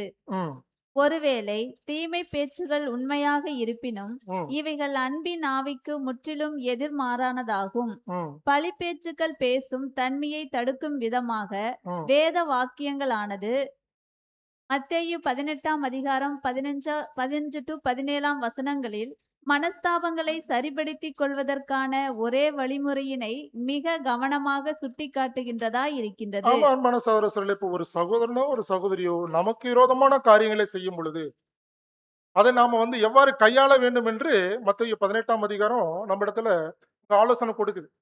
அது கூட வாசிங்க. மத்தேயு 18, 15 to 17 வசனங்கள் போடுங்க. உன் சகோதரன் உனக்கு விரோதமாக குற்றம் செய்தால் ம், அவனிடத்தில் போய் நீயும் அவனும் தனித்திருக்கையில் அவன் குற்றத்தை அவனுக்கு உணர்த்து. ம், அவன் உனக்கு செவி கொடுத்தால் உன் சகோதரனை ஆதாயப்படுத்திக் கொண்டாய். ம், அவன் செவி கொடாமற் போனால் 2, 3 சாட்சிகளுடைய வாக்கினாலே சங்கதிகளெல்லாம் நிலைவரப்படும்படி ம், இரண்டொருவரை உன்னுடனே கூட்டிக் கொண்டு போ. ம், அவர்களுக்கும் அவன் செவிகொடாமற் போனால் ம், அதை சபைக்கு தெரியப்படுத்து. ம், சபைக்கும் செவிகொடாமற் போனானால் ம். அவன் உனக்கு அஞ்ஞானி போலவும் ஆயக்காரனைப் போலவும் இருப்பானாக. ஆமா, அன்பான சார். இப்ப புது சிருஷ்டியா இருக்கிற நமக்கு தேவன் கொடுக்கப்பட்ட ஒரு சட்டங்க இது. நாம யாருங்க? புது சிருஷ்டி. தேவனுடைய வீட்டு இதுதான் நம்ம குடும்பம். இதுதான் நம்ம உலகம். இல்லைங்களா? இந்த உலகத்துல வாழும்போது நம்மளுக்கே இருக்கக்கூடிய அந்த பலவீனங்களை மேற்கொள்ளக்கூடிய இல்லைங்களா? அப்படி ஒரு தீமை நடந்துட்டா தேவனுடைய சட்டத்தின்படி தான் நம்ம நடக்கணும் ஒழிய மாறாக அதற்கு மீறி நம்ம எந்த ஒரு முயற்சியும் எடுத்துடக்கூடாதுன்னு பார்க்கிறோம். இல்லைங்களா? அது கூட வாசிங்க பார்க்கலாம். அடுத்தது சொல்றாரு பாருங்க. அந்த அடுத்த செகண்ட் பேரா வாசிங்க சகோதரி. முதிர்ச்சியடைந்த கிறிஸ்தவர்களும் கூட ம், இந்த தெய்வீக கோட்பாட்டை குறித்து அறியாமையினாலேயே காணப்படுகிறார்கள். ம், ஆகவே கிறிஸ்தவர்கள் என்று தங்களை அறிக்கை பண்ணி கொள்கிறவர்கள் ம், பெரும்பாலும் புரளி பரப்புவராக காணப்படுகின்றனர். பாருங்க அன்பான சகோதர சொல்லி கிறிஸ்தவர்கள் என்று அறிக்கை பண்ணுகிறவர்கள் எப்படி இருக்கிறாங்க? பெரும்பாலும் புரளி பரப்பவர்களாகவே காணப்படுறாங்க. இயற்கையான மொழியில பேசுறேன் இல்லைங்களா அன்பான சகோதர சகோதரிகளே பாருங்க. ஏன்னா முதிர்ச்சி அடைந்த கிறிஸ்தவர்களும் கூட இந்த தெய்வீக கோட்பாட்டை குறித்து அறியாமலே காணப்படுறாங்க. எப்படி அதை அணுகணும், எப்படி அதை தீர்த்து கொள்ள வேண்டுங்கிற அந்த விஷயத்த இன்னும் உணர்வா காணறாங்க இல்லைங்களா அன்பான சகோதர சகோதரிகளே. வாசிங்க அப்படி. இக்கோட்பாடானது ம், நமது கர்த்தரால் கொடுக்கப்பட்ட சில விசேஷித்த கட்டளைகளில் ஒன்றாகும். ம், மற்றும் இக்கோட்பாடானது நாம் கட்டளையிடும் யாவற்றையும் செய்வீர்களானால் ம், நீங்கள் என் சீஷர்களாய் இருப்பீர்கள் ம், என்ற வாக்கியத்தோடு தொடர்புபடுத்தி பார்க்கையில் ம், இது மீறப்படும் காரியமானது ம். அநேகர் இன்னமும் சீசத்துவத்தில் முன்னேறவில்லை என்பதை நிரூபித்து அன்பான காட்டுகின்றது. சகோதர சகோதரிகளே, இந்த விஷயங்களை பின்பற்றாம இதை மீறி நம்ம செய்யும் பொழுது எப்படி இருக்குதுங்க? அநேகர் இன்னமும் சீசத்துவத்திலே நம்ம முன்னேறல அப்படின்னா இன்னும் குழந்தைகளாவே தான் இருக்கிறோம். நம்ம முதிர்ச்சி அடையே இல்லை. வருஷங்கள் தான் அதிகமா இருக்குது ஒழிய இன்னும் நம்மளுடைய அந்த ஆகாரம் எப்படி இருக்குதுங்க? பாலை உண்ணத்தக்கதாக தான் இருக்கு. இன்னும் வளர்ச்சியே இல்லை. குழந்தை இன்னும் வளர்ச்சி அடையல இல்லைங்களா அன்பான சகோதர சகோதரிகளே. ஏன்னா அநேகர் இன்னமும் சீசத்துவத்திலே முன்னேற தேவையில்லை என்று இது நிரூபிக்குது. எதுல?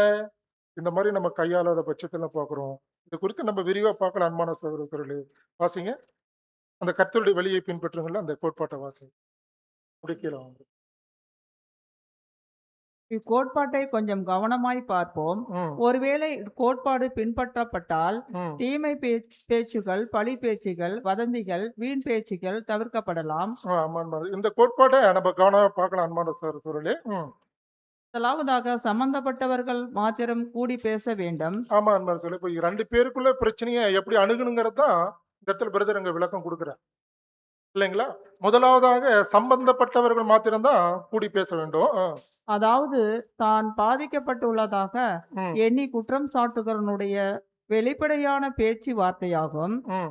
இந்த நபரை நாம் ஏ என்ற பெயரில் அழைப்போம். இல்லைங்களா? ஏன்னா இந்த ஒரு என்ன பண்ணியிருக்கிறாருங்க, பாதிக்கப்பட்டிருக்கிறார். ஏ என்பவர் பாதிக்கப்பட்டிருக்கிறாரு. ஆ, குற்றம் சாட்டுபவர் மேல் தனக்கு தீமையான எண்ணம் இல்லை என்று எண்ணுபவரை ம். பி என்ற பெயரில் அழைப்போம். அவர் பி என்பவரு நான் அவருக்கு விரோதமா எந்த ஒரு குற்றமும் செய்யல, தீமை எனக்கு இல்லைங்கிறத அவர் சொல்றவரை பின்னு பாக்குறோம். ம், இவர்கள் இருவரும் தங்கள் தங்கள் நடத்தை சரியாக இருக்கின்றது என்று எண்ணி ம், காரியத்தை குறித்து விவாதம் பண்ணி ம். இருவரும் ஒரே கண்ணோட்டத்தில் வரக்கூடுமோ என்று பார்ப்பதற்கென்று சகோதரர்களாக கூடி வந்துள்ளனர். அவங்க 2 பேரும் ஒண்ணா கூடி வந்திருக்கிறாங்க. ஆ, ஒருவேளை அவர்கள் ஒன்றுபட்டால் எல்லாம் நலமாய் முடியும். ம், பிரச்சனையும் முடிவுக்கு வந்துவிடும். ம், சமாதானம் நிலவும். ம். அச்சுறுத்தல் பிரிவினை தவிர்க்கப்பட்டுவிடும். ம். மேலும் ஒருவர் ஞானி என்று சொல்வதற்கில்லை. ஆமா, அது அவங்களே கூடி பேசி அதை அவங்களுக்குள்ளே தீர்க்கும் பொழுது எந்த ஒரு பிரச்சனையும் இல்லை இல்லைங்களா? ஒருவேளை வாசிங்க அடுத்து. ஒருவேளை இருவரும் உடன்பாட்டிற்குள் வரவில்லை எனில் ம். ஏ தனது கூற்றை வெளியே கூறி பழிதூற்ற ஆரம்பிக்க கூடாது. ஆமா, இப்ப 2 பேர்த்தையுமே உடன்படிக்க வரல இல்லைங்களா? அதனால ஏன் என்ன பண்ணணுங்க? மற்றவர்கிட்ட போய் சொல்லிடலாமா? அதுதான் தீமை பேசுது. மற்றவர்கள் குறித்து போய் சொல்லும்போது அது தீமை பேசுது. பழி தூற்றுவதற்கு அந்த இடத்துல இடம் இல்ல. தனக்கு நம்பிக்கைக்கு பாத்திரமான நண்பர்களிடம் கூட சொல்லக்கூடாது. ம், ஒருவேளை அவன் காரியத்தை வெளியே கூறி பின்பு எதுவும் வெளியே சொல்ல வேண்டாம், ம். விசேஷமாக நான் உன்னிடம் கூறினேன் என்று சொல்ல வேண்டாம் என்று கூறலாமா? அந்த விஷயத்தை பாருங்க எப்படி சொல்றாரு பாருங்க அன்பான சார் சொல்லி. அந்த எங்க எங்க யார்கிட்ட சொல்லக்கூடாதுங்க? நெருக்கமான நண்பர்களை கூட சொல்லக்கூடாது. அது எப்படி சொல்லக்கூடாதுங்க? ஒருவேளை அவன் காரியத்தை வெளியே கூறிய பின்பு நான் எதுவும் வெளியே நீ சொல்லிடாதப்பா, விசேஷமா நான் உன்னிடம் மட்டும் சொன்னேன் இல்லைங்களா என்று சொல்ல வேண்டாம்னு கூறலாமா? கேள்வி கேட்கிறாருங்க. கூறலாமா வேணாமா என்று. ஆ, இல்லை, கூடாது. ம். காரியம் இன்னமும் உனக்கு அவனுக்கும் ஏ மற்றும் பி இடையில்தான் உள்ளது. ஆமா அன்பான சார். இப்ப 2 பேருக்குள்ளதான் இருக்குது. என்ன முடிவுக்கே வரல இல்லைங்களா? அது எப்ப வரணுங்கிறத பின்னாடி நம்ம கடைசியில பார்க்கணும் அன்பான சகோதரர்களே. அது எந்த விதத்துல அதை கையாள வேணுங்கிறத இந்த இடத்துல பிரதர் நம்ம ரொம்ப ஆழமா சொல்றாருன்னு பார்க்கிறோம். நண்பர்களிடம் கூட அந்த விஷயத்தை முன்கூட்டியே சொல்லக்கூடாது.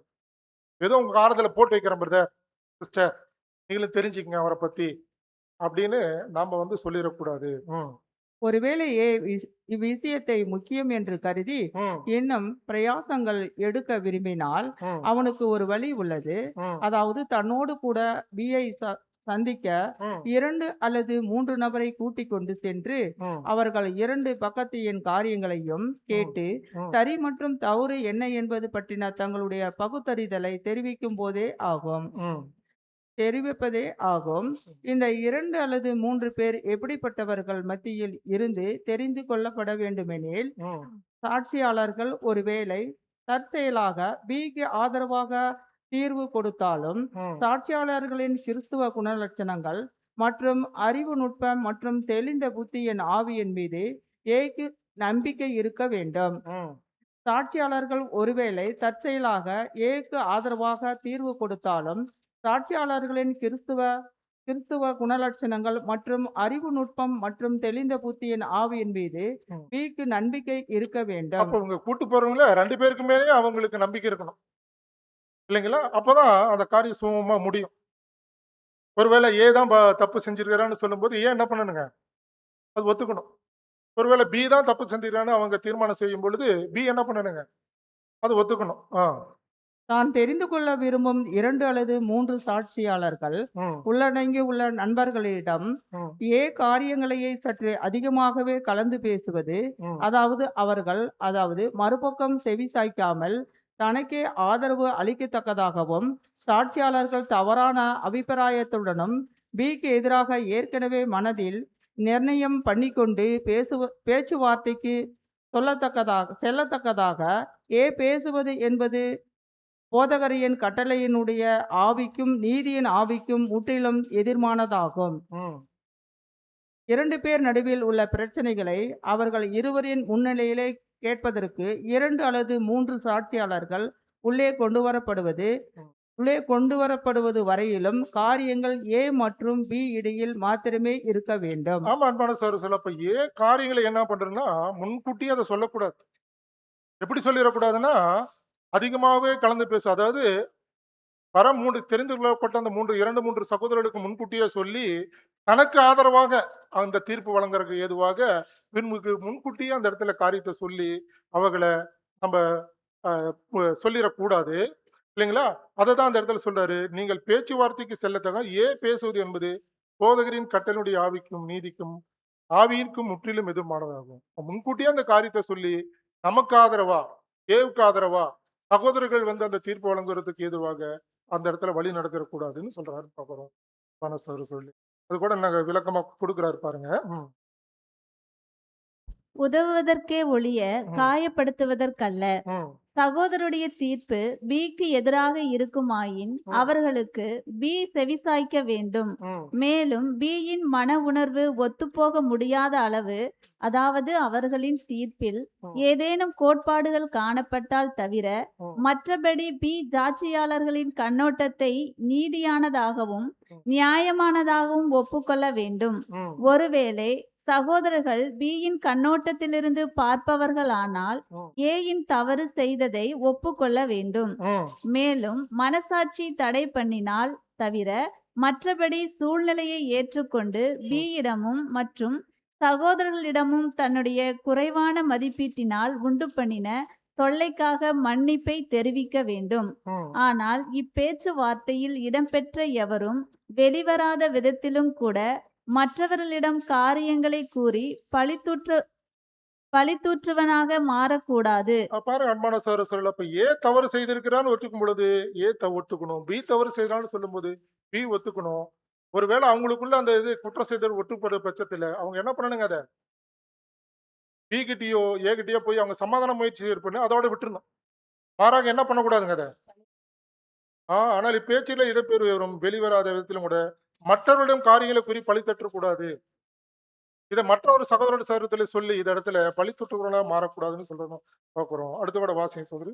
ஒருவேளை ம், தீர்ப்பானது ஏக்கு எதிராக வழங்கப்பட்டால், ம், ஒருவேளை அவர் இது நிமித்தம் காயமடைந்ததாகவும் ம், சரியில்லாத சாட்சியாளர்கள் தெரிந்து கொள்ளப்பட்ட காரணத்தின் நிமித்தம் ம், தனக்கு நீதி கிடைக்கவில்லை என்பதாகவும் எண்ணினார் என்றால், ம், தமது கர்த்தருடைய இக்கட்டளைக்கு மீறாத விதத்தில் வேறு சாட்சியாளர்களை ஆலோசகர்களை அழைத்து ம், முன்பு செய்த பிரகாரம் செயல்படுத்தலாம். ம், இவர்களுடைய தீர்ப்பும் ஒருவேளை ஏக்கு எதிராகவே காணப்பட்டால் ம், அல்லது எல்லோரும் பிக்கு ஆதரவாக கொடுத்து விடுவார்கள் என்ற அச்சத்தில் ம். ஏ யாருடைய தீர்ப்பின் மீதும் நம்பிக்கை வைக்க முடியாத நிலையில் காணப்பட்டாரானால் ம். ஏ தன்னிடத்தில் இருக்கும் பிரச்சனை இருமாப்பு என்று உணர்ந்து உபவாசித்து ஜெபம் பண்ணி நீதியின் கோட்பாடுகள் குறித்து கவனமாய் கற்க வேண்டும். இப்ப பாருங்க அன்பான சொல்ல ஏக்கு ஏற்கனவே கூட்டு போன சாட்சியாளர் மீது நம்பிக்கை இல்ல. இது தவறா தீர்ப்பு கொடுத்துட்டாங்க அப்படின்ட்டு அவர் வேணும்னா வேற 2, 3 பேர் கூட கூட்டிட்டு போலாம். அவர்கள் கூட்டு போயும் கூட ஏதான் தப்பு பண்ணிருக்கிறான்னு சொல்லும்போது இதே என்ன பண்ணணுங்க? அது ஒத்துக்கணும். புரியுதா? நீங்க தான் தப்பு பண்ணிருக்கிறீங்க. தெளிவா தெரியுது. அத நீங்க அக்செப்ட் பண்ணிக்கிட்டு அவர்ட்ட மன்னிப்பு கேட்டுட்டு என்ன பண்ணணுங்க? இந்த காரியத்த இதோட விட்டுருங்க. ஆனா அதையும் மீறி என்ன பண்றாருங்க? ஒத்துக்க மாட்டேங்கிறாரு. அப்ப யார் இடத்துல தான் தவறு இருக்குதுங்க? யார் இடத்துல தவறுதுன்னே தெரியலீங்களா? ஏகிட்ட தான் தவறு இருக்குது. அது ஒத்துக்கிட்டு என்ன பண்ணணுங்க? அவரோட தவறுகளை ஒப்புவிடும். மேலும் மனசாட்சி தடையுடன் விட மற்றபடி சூழ்நிலை ஏற்றுக்கொண்டு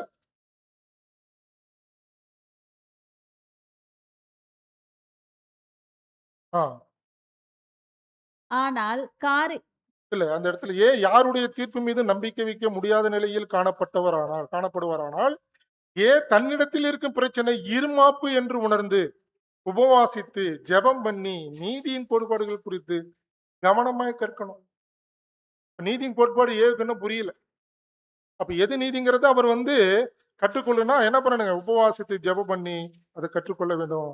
ஏன்னா அவர்கிட்ட தான் குறை இருக்கிற விஷயத்த அவர் உணர்றதுக்காக இதை ஆலோசனை கொடுக்கிறாருன்னு பாரு அன்பான சொல்லு.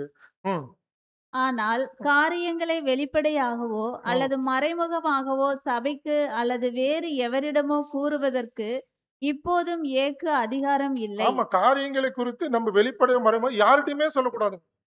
யார் எந்த தவறு நமக்கு விரோதமா செய்திருந்தாலும் மற்றவர்களை சொல்லி இருக்கிறதுக்கு நம்ம தேவனுடைய கட்டளைக்கு முரண்பாடாதான் காணப்படுது. அது தீமை பேசுதல் இல்லைங்களா? அதுதான் ஆரம்பத்திலேயே பார்த்தோம். ஒருவேளை அது உண்மையா கூட இருக்கலாம். எனக்கு விரோதமா செய்யப்பட்ட குற்றங்கள் அது உண்மைதான். அந்த சகோதரர் உங்களுக்கு பாதிப்பை தான் ஏற்படுத்தி இருக்கிறாங்க விஷயம் உண்மைதான். ஆனா அந்த உண்மையா இருந்துட்டா கூட அதை மற்றவருடைய யாரிடத்திலும் கொண்டு போய் நம்ம சொல்லக்கூடாது. அதுதான் சொல்ல தெரிந்த நண்பர்களுக்கு கூட சொல்லக்கூடாது. இல்ல ஒரு வார்த்தை உன் காதல போட்டு வைக்கிறேன் அப்படின்னு கூட சொல்லக்கூடாது.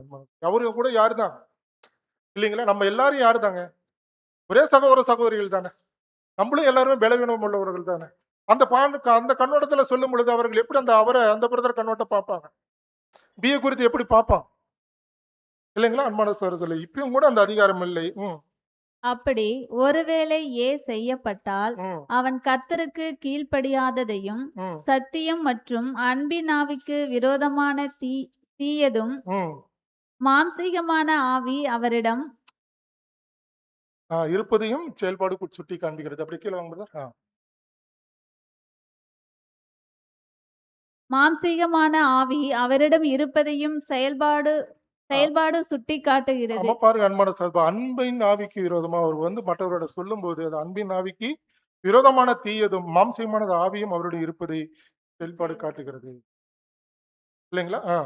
ஒருவேளை ம், சாட்சியாளர்கள் பிக்கு எதிராக கொஞ்சம் விஷயத்தில் எதிர்ப்பும் ம், ஏக்கு கொஞ்சம் விஷயத்தில் ஆதரவும் தெரிவித்தார்களானால் ம், சகோதரராகிய மற்றும் ம், பியும் கூட காரியங்களை அவ்விதத்திலேயே பார்த்து சமாதானத்துடன் காரியங்களை ஒழுங்குபடுத்த நாட வேண்டும். ம்.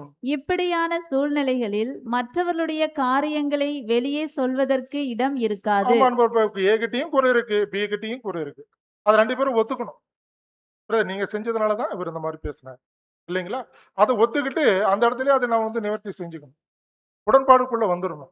ம், ஒருவேளை ம், சாட்சியாளர்கள் முற்றிலும் பிக்கு எதிராகவும் ம், ஏக்கு முற்றிலும் சாதகமாகவும் தீர்ப்பளித்தும் ம், அவர்களுக்கு பி செவிசாய்க்காமலோ அல்லது தவறை சரி செய்து கொள்ளாமலோ ம், அல்லது ஏக்கு காயம் விளைவிப்பதை நிறுத்தாமலோ ம், காணப்பட்டாலும் கூட ம், ஏக்கும் பிக்கும் குறித்த வெளியே பழித்தூற்ற அதிகாரம் இல்லை. ம், மேலும் சாட்சியாளர்களாகிய சகோதரர்களும் கூட ம். பியை குறித்து பழித்தூற்ற அதிகாரம் இல்லை. ஆமா பாருங்க அன்பான சார், சில பாருங்க இப்ப பி தான் தப்பு பண்ணிட்டான்னு ஒரு முடிவுக்கு வராங்க இல்லையா? அப்ப ஏக்கு சாதகமா அந்த இடத்துல தீர்ப்பு வந்துருச்சு இல்லைங்களா? ஆனா பி என்ன பண்றாருங்க? ஒத்துக்க மாட்டேங்கிறார். நான் தப்பு செய்யலன்னு மீண்டுமாக அந்த பாதிப்பை அவருக்கு ஏற்படுத்திட்டே இருக்காரு. யாருக்குங்க? ஏக்கு ஏற்படுத்துறாருன்னு பார்க்குற அன்பான சகோதர சகோதரிகளே. அப்ப என்ன பண்ணலாங்க ஏவுக்கும் பிஏ குறித்து வெளி தூற்ற அதாவது வெளிய யார்கிட்டயும் சொல்றதுக்கு அதுக்கு அதிகாரம் இல்ல. அது மாத்திரம் இல்ல, அந்த கூட போன சாட்சியாளர்கள் இருக்கிறாங்கல்ல, சமாதானப்படுத்துறதுக்கு சாட்சியாளர் கூட்டு போனாங்களா இல்லையா? அவங்களும் கூட மற்றவருடைய யார்கிட்டயும் சொல்லக்கூடாது. நாங்க முயற்சி பண்ணணும். கேட்கல. இவர்கிட்ட தான் தப்பு இருக்கு. இல்லைங்களா? அவர் உணரல. அப்படிங்கிற விஷயத்த மற்றவர்கள்ட்ட யார்கிட்டயும் சொல்லக்கூடாது. சாட்சியாளர்களும் அந்த முறைய பின்பற்றணும் அன்பான சகோதர சகோதரிகளே. இல்லைங்களா? இன்னும் பிரயாசம் எடுக்க விரும்பினால் ம், அவருக்கு ஒரே ஒரு வழி மாத்திரம் உள்ளது. ம், ஏயும் குழுவினரும் சேர்ந்த காரியத்தை ம். சபைக்கு முன்வைப்பதே அவ்வழியாகும். அடுத்ததான் ஃபைனலா வருது. நேரா எங்க வரணுங்க இந்த காரியம்? சபைக்கு வரணுங்க. அப்ப சபைக்கு வந்து இந்த காரியங்கள்லாம் சபை விசாரணை பண்ணும். என்ன பிரச்சனை அப்படிங்கிறத. சபையார் இருவரின் சார்பில் உள்ள விஷயங்களை கேட்க வேண்டும். ம், பின்னர் ஏ அல்லது பி இவர்களின் யாரேனும் சபையாரின் ஆலோசனையை ஏற்க மறுப்பாரானால் ம், சபையார் அனைவராலும் அச்சகோதரன் புறக்கணிக்கப்பட்டவனாக ம், சபையார் அல்லாதவனாக கருதப்பட வேண்டும். ம், ஐக்கியம் அவனிடத்தில் வைத்துக் கொள்ளாமல் இருக்க வேண்டும். ம். அச்சகோதரன் மனம் வருந்தி சீர் பொருந்தும் வரை மரித்து போனவனாக கருதப்பட வேண்டும். இப்ப இது எவ்வளவு விஷயங்கள் கொடுக்க பாருங்க. இதெல்லாம் ரொம்ப கஷ்டமா தான் இருக்குது கேட்கறது. இல்லைங்களா? ஏன்னா, பின்னர் ஏ அல்லது பி இவர்களில் யாரேனும் சபையாரின் ஆலோசனை ஏற்க மறுப்பார்களா? இல்ல ஏ தான் தப்பு செஞ்சிருக்கிறாரு அல்லது பி தான் தப்பு செஞ்சிருக்காருன்னு சபை ஒரு முடிவுக்கு வருது. யாராவது வந்து இதை ஏற்றுக்கணும். சபை முடிவை ஏற்றுக்கொள்ளணும். சபை முடிவும் ஏற்றுக்கொள்ளாத பட்சத்துல என்ன நடக்குங்க அந்த இடத்துல? சபை அனைவராலும் புறம்பாக்கப்பட்டவனாக, சபையார் அல்லாதவனாக கருதப்பட வேண்டும். ஐக்கியம் அவரோடு வைத்துக் கொள்ளாமல் இருக்க வேண்டும். சகோதரன் மனம் வருந்தி சீர்பொருந்தும் வரை மருத்துவனாக காண பிரதர் இவ்வளவு கடுமையா பிரதர் ஆலோசனை கொடுக்குறாருன்னு பாரு. இல்லைங்களா? இது வந்து நம்ம வந்து பெருசா நம்ம வந்து எடுத்துக்க வேண்டாம் அன்பான சொல்ல. இது ஏன் அப்படி சொல்லனா, இந்த இடத்துல தேவன் ஏன் இந்த ஆலோசனை கொடுக்குறாருன்னா, இந்த இடத்துல அவர் வந்து ஒரு அந்த சபைக்குள்ள அந்த பொறுப்புகளை இழந்துட்டாலும் கூட பரவாயில்ல. அவர் மீண்டும் மனம் திரும்பி வரும்பொழுது என்ன பண்ணலாங்க? அந்த பொறுப்புகள் அவர்களுக்கு கொடுக்கப்படும். ஆனா ஒருவேளை என்ன நோக்கத்திற்காக அவர் உடன்படிக்கை பண்ணினாரோ, அதை இழந்துட்டான். ரட்சிப்பு இழந்துட்டான். கிரீடத்தை இழந்துட்டான். திரும்ப கிடைக்குமா? இந்த இடத்துல நம்ம சபையாரா மீது மன்னிப்பு கேட்கும்போது சபையாரை ஏற்றுக்கொண்டு திரும்ப அந்த வாய்ப்பு கொடுக்கப்படும். ஆனா அந்த அவருடைய ரட்சிப்பை இழந்துட்டாருன்னா, அதுக்காகத்தான் இந்த போராட்டம், இந்த ஆலோசனைய நம்மளுக்கு தேவன் இந்த இடத்துல கொடுக்கிறார். அவருடைய சட்டத்தை கொடுக்கிறார். இல்லைங்களா? அன்பான சொல்லு. சரிங்க பிரதர், எதுக்கும் பிரதர் இவ்வளவு தூரம் பிரச்சனை. 2 பேருக்குள்ள பிரச்சனைய கொண்டு வந்து சபைக்கு வரைக்கும் கொண்டு வந்து, இதனால சபை என்ன ஆகுதுங்க? இடர்கள் அடையுது. எங்களை குறித்து தெரிஞ்சுக்குது. எங்களுடைய பலவீனங்களை தெரிஞ்சிருது.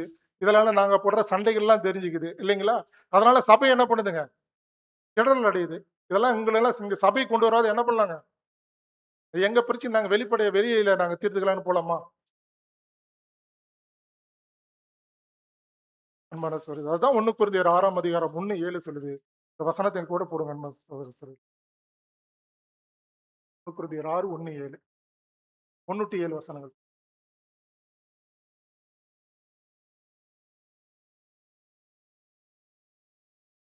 1 கொரிந்தியர் 6:1-7. உங்களில் ஒருவனுக்கு ம், வேறொருவனோடே வழக்கு உண்டானால் ம், வழக்காடும்படி அவன் பரிசுத்தவான்களிடத்தில் போகாமல் ம், அநீதிகாரிடத்தில் போக துணிவது என்ன? ம், பரிசுத்தவான்கள் உலகத்தை நியாயம் தீர்ப்பார்கள் என்று அறியீர்களா? ம். உலகம் உங்களால் நியாயம் தீர்க்கப்படுவதராய் இருக்க அற்ப வழக்குகளை தீர்க்க நீங்கள் அபாத்திரரா? ஆமா, பரிசுத்தவான்களை உலகத்தில் நியாயம் தீர்ப்பார்கள் என்று அறியீர்களா? உலகம் உங்களால் நியாயம் தீர்க்கப்படுவதா இருக்க அற்ப வழக்குகளை தீர்ப்பதற்கு நீங்கள் அபாத்திரரா? யார பார்த்து கேட்கிறாருங்க? நம்மள பார்த்து தான் கேட்கிறார். சபையை பார்த்து தான் கேட்கிறார். நம்மளுடைய வழக்கு எங்க தான் பண்ணும்? இது நம்மள குடும்பம், நம்ம உலகம், நம்ம உலகத்திலிருந்து பிரிந்துவிடும். நம்மளுடைய இடத்துல தான் எல்லா விஷயத்திலும் கொண்டு வர்றது. நன்மையானதும் சரி, தீமையானதும் சரி. சரிங்களா?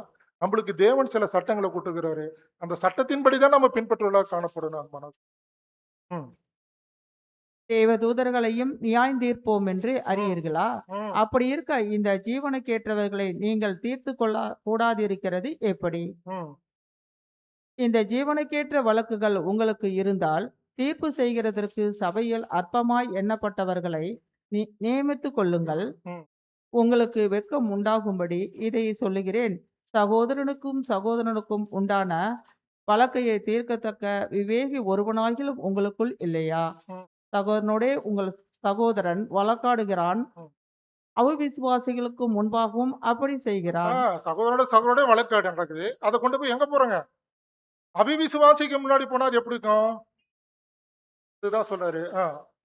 நீங்கள் ஒருவரோடு ஒருவர் வழக்காடுகிறது ம், எவ்விதத்திலும் குற்றமாய் இருக்கிறது. ம், அப்படி செய்கிறதை விட நீங்கள் ஏன் அநியாயத்தையே சகித்துக் கொள்கிறதில்லை? ம். ஏன் நஷ்டத்தையே பொறுத்து கொள்கிறதில்லை? அது அநியாயத்தை சகிச்சுக்குங்க. நஷ்டத்தை எவ்வளவோ நஷ்டம் இருக்குங்க. இந்த நஷ்டத்தை போச்சுட்டா என்ன என்ன பரிசங்க பெற்றுக்கொள்ளலாம்? அழியாமை ஜீவன் இல்லைங்களா? அதை நோக்கி தானே போயிட்டு இருக்கோம். இதை நம்ம நஷ்டத்தை என்ன கிடைக்கிறது? இது ஒண்ணும் இல்லை, குப்பைங்க. நாளைக்கு மன 2 பேரும் ஒண்ணுமாயிட்டா அந்த சண்டைலாம் என்ன ஆகுங்க? ஒண்ணு இல்லாத போயிருங்க அன்பான சகோதரரே. அதுக்கு தான் அந்த இடத்துல ஆலோசனை குடுக்குறாரு. இது கூட அதுக்கு 1 கொரிந்தியர் 6ஆம் அதிகாரம் 1வதுக்கு அந்த ரீஃபரன்ஸ் போடுங்க. இந்த விளக்கம் ரீஃபரன்ஸ். ம், அநீதிக்காரருக்கு முன்பாக ம், பரிசுத்தவான்கள் தங்களுக்கு ஏற்படும் சிக்கல்களை தீர்த்து கொள்வதற்காக ம், உலக நீதிமன்றங்களையே நாடுவதின் முறையற்ற தன்மையை குறித்து ம், இது பேசுகிறது. ம், பரிசுத்தவான்களுக்கு முன்பாக அல்லவா ம், போக வேண்டும். ம். தங்களின் விவகாரங்களையே நம்பி ஒப்படைப்பதற்கு ஏற்ற நாணமுள்ள ஒரு நபர் கூட அவர்களின் மத்தியில் இல்லையா என்று அப்போஸ்தலன் பவுல் கேட்கிறார். ஆமா. இப்ப ஏன்னா அநீதிக்காரர்களுக்கு முன்பாக பரிசுத்தவான்கள் தங்களுக்கு ஏற்படும் சிக்கல்களை தீர்ப்பதற்காக உலக நீதிமன்றங்களை நாடுவதன் முறையற்ற தன்மை இது குறிக்கிறது. ஏன்னா அவங்க யாருதான்? நீதிமான்களா? பத்தியும் தெரியுங்களா?